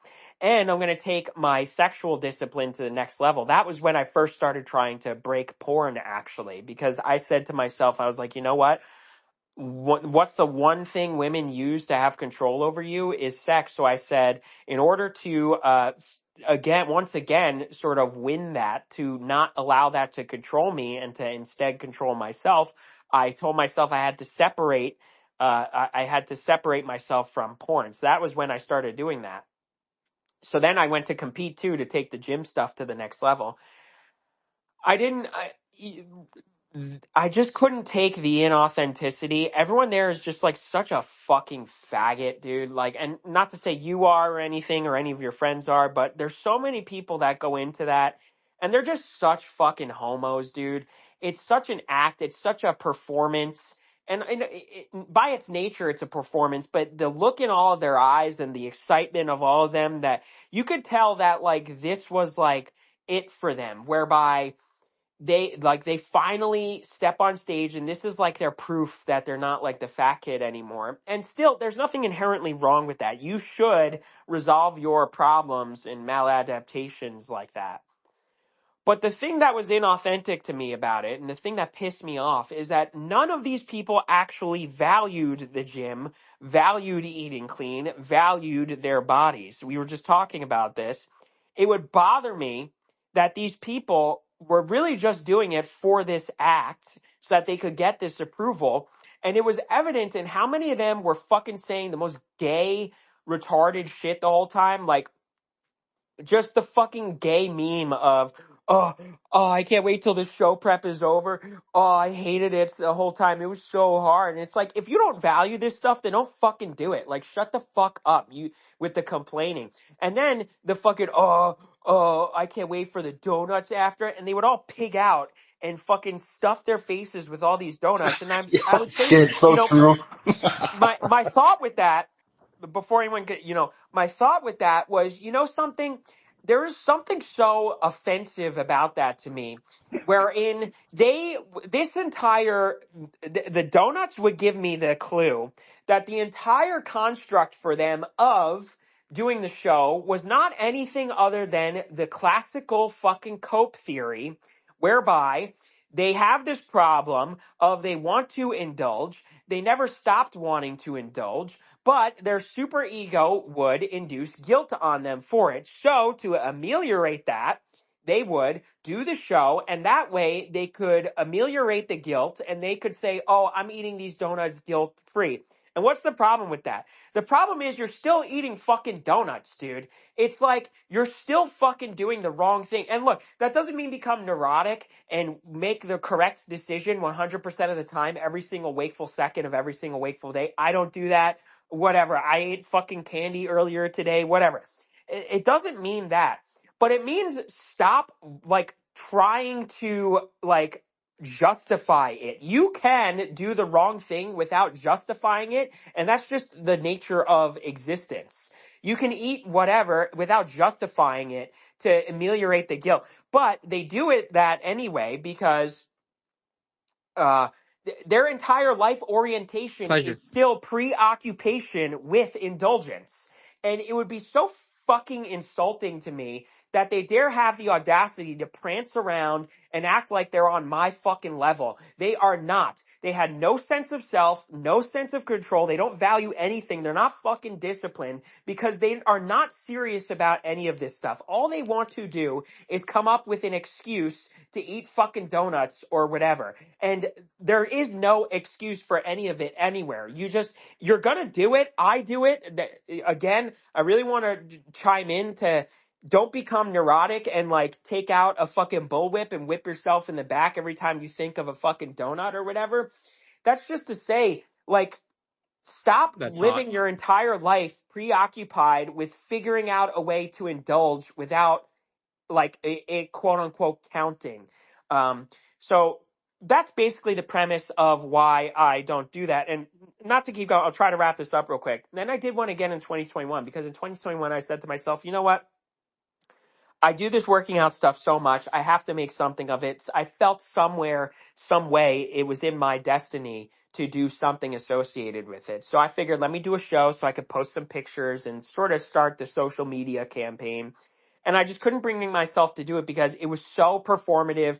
It's always so inauthentic. And especially with like the shirtless pictures and stuff, you know, my picture here you'll see is like I have to advertise that I do look the way that I do. That's why my picture is what it is.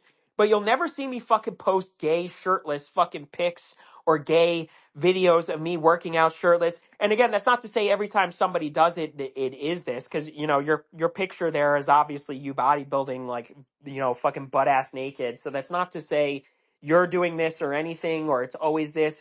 But that is to say the amount 90% of the time these people that do this, especially with the shirtless stuff, it's a tacit advertisement to women. They are posting because they want to sexually advertise to women. And there's just something, again, so insufferable to me about revolving your entire life and preoccupying yourself with fucking the sexual approval of women. And especially because I'm married, it feels kind of disrespectful to openly do that. So that's why I don't do that. That's why yesterday when I posted Marchese Maxing, I was still in my hoodie and my, you know, pants. I wasn't wearing, you know, sexual like short shorts or something.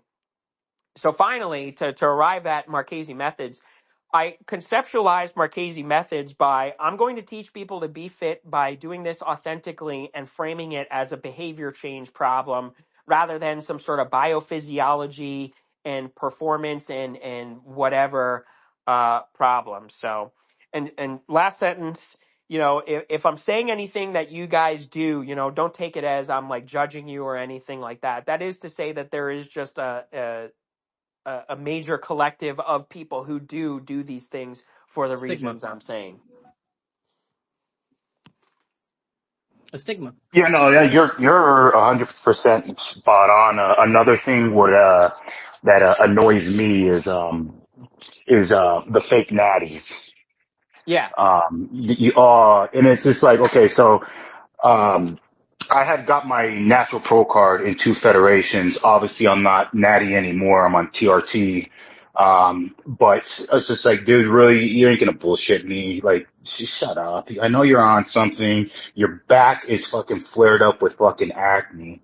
yeah, You have a moon face. I've been doing this shit since I was freaking 15 years old. I'm not stupid. You yeah. know, I can't stand fake natties. I cannot stand it. And I'm very open about my, my usage. Yeah, I was natural at one point. And, you know, people would say I was on steroids back then when I got my natural pro card in two federations. I'd never cared to tell people, I'm like, hey, don't do what I'm doing. I am not a doctor.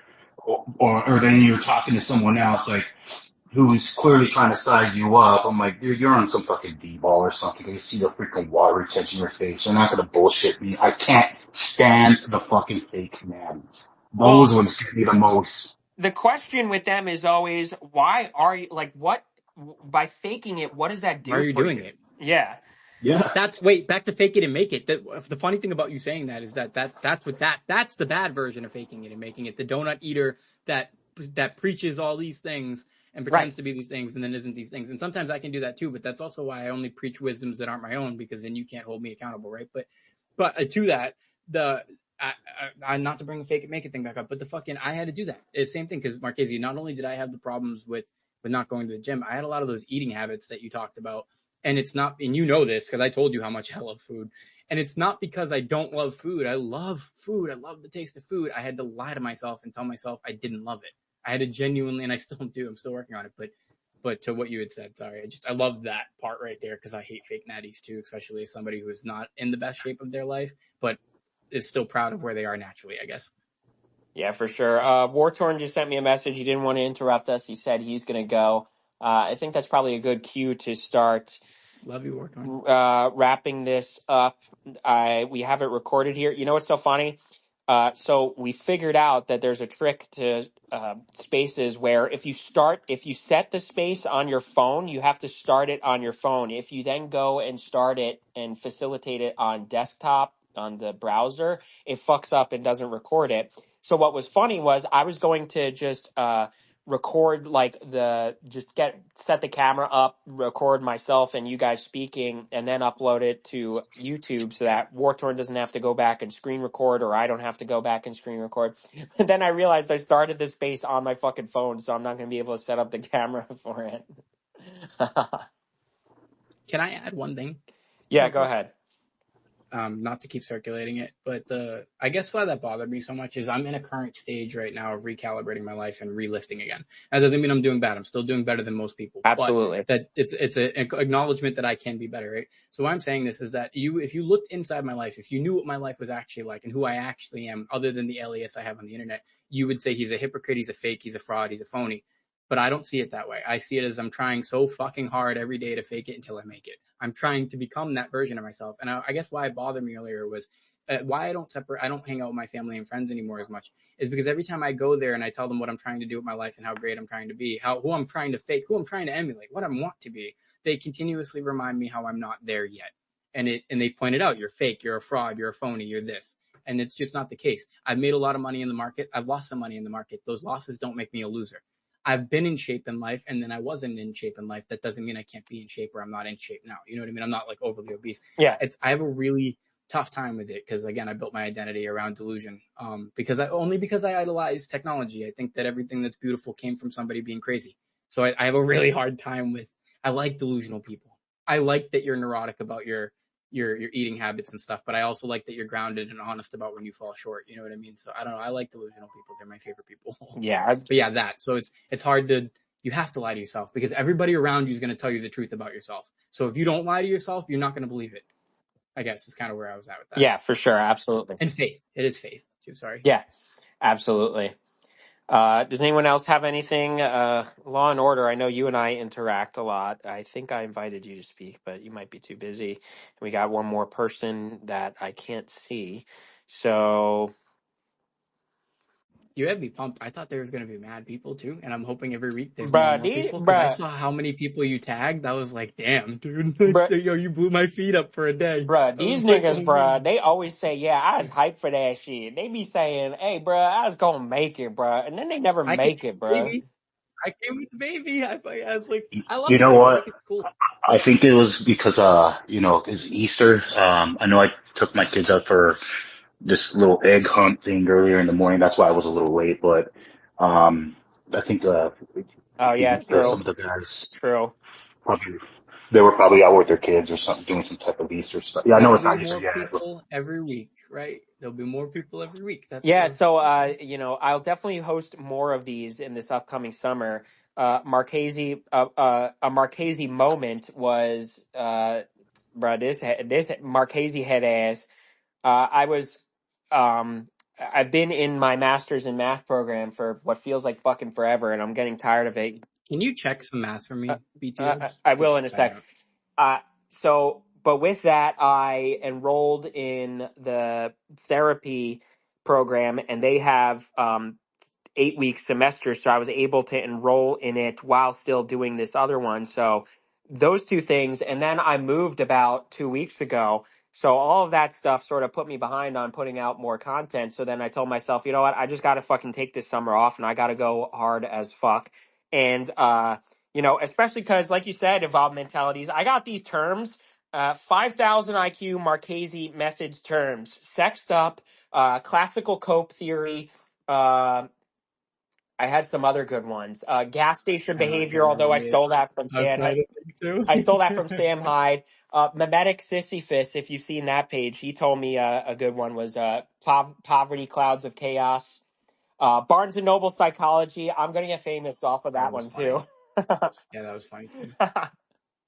So I'll be putting out, I'll definitely be hosting more of these, and we'll go from there. And I'm also going to reorganize my website and everything. Side note, if you guys ever build a website on a hosting service, Wix is like the first one that comes up. Wix is, and it's kind of like it's very user friendly. Yeah, it's very user friendly. So you might be tempted to use it, but Wix is hosted in Tel Aviv, Israel. So I'm probably already Oh, being. well. So thanks to, I did that at first because I was like, oh, come on, I'm not going to be like that anti-Semitic if I start this up. And then, of course, you hop on Twitter, and Twitter is like one of two camps, like either the anti-Semitic camp or the non-anti-Semitic camp.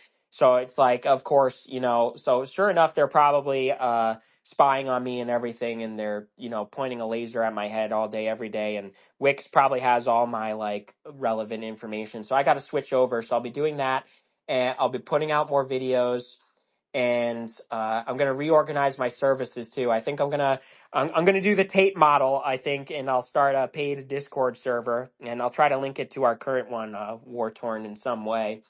And I'll try to set up my original plan with the coaching was to sort of do that tiering where if it's one-on-one, it's one price.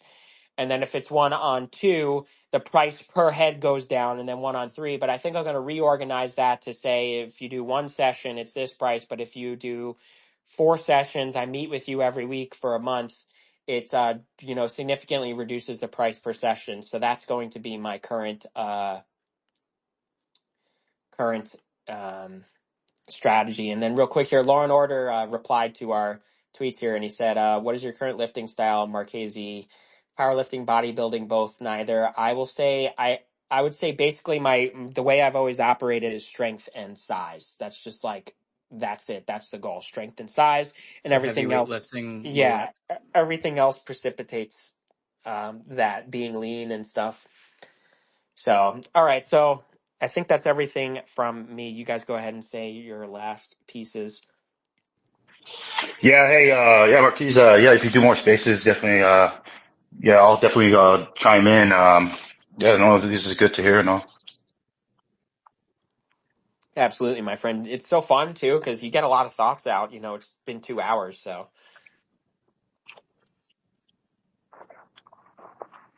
It's too bad we didn't get to hear more War Torn. I like hearing from him. Fucking, he's so based. Based.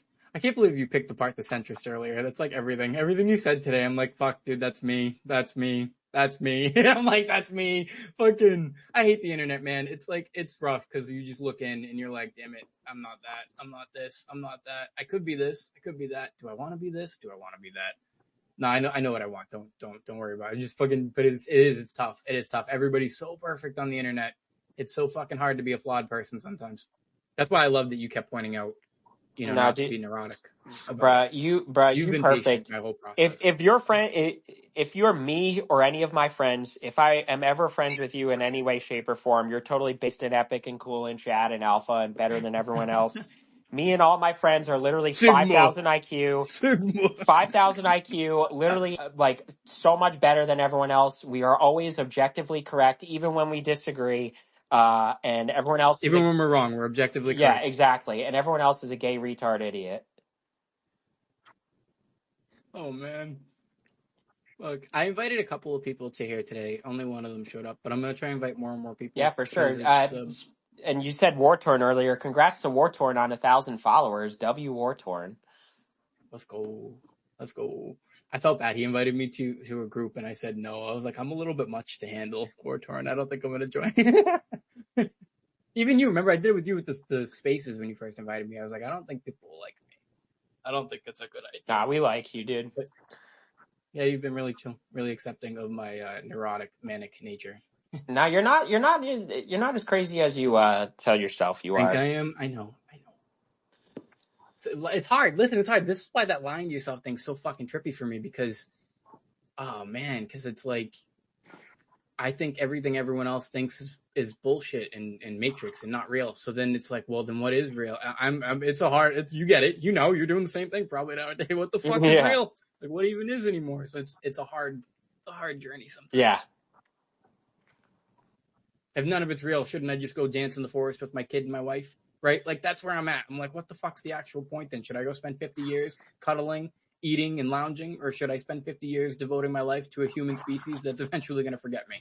I haven't quite figured out which one I really want deep down yet. But I do like helping people and serving people and making a Yeah, difference. yeah. On some level, like just kind of everything everywhere is like fake and gay and retarded and made up, and that frame is useful for like not worrying about things. Like realistically, like there's this meme where somebody, it's a screenshot that I have. Somebody tweeted sometime like, "Oh yeah, millennials are really like taking ADHD medication so that they could focus more on work," as if like it's a real thing, like to have some sort of disease where you want to like, as if it's actually a disease to like, instead of wanting to work, to want to like goof off with your friends online. So that just speaks to how, really, like if you tell jokes all day, every Society day, sucks. like you're gonna feel like you're gonna make it. Your life is gonna be great. Like I miss that about the military actory. Me and my buddies, like we're just all living together and all going to the same place for work every day. We're just like telling fucking memes all day. Yeah, I think friendship goes a long way sometimes, helping you cope with the unrealistic world that we live in. The lies, the fakes, the odd. Yeah, 100%. 100%. I do think so. Joking, laughing, not taking it so serious. Yeah.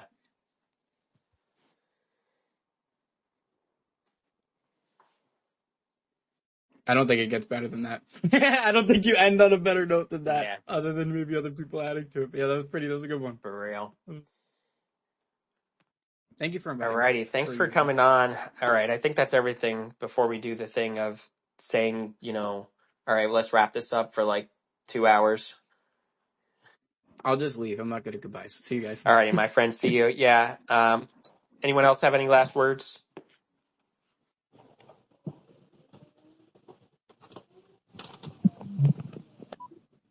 Oh, I think we're all set. Alrighty, everybody. So this is recorded, so feel free to listen back, pin it to your profile, repost it or something, and me and Wartorn will work together to upload it to YouTube. I think he just left. Although it still says him here, so I will organize with Wartorn whether I'll screen record it or he'll screen record it. He's been very helpful in doing so. So we'll set that up. And thanks to everyone for tuning in. More to come, and you will be updated accordingly. So take care.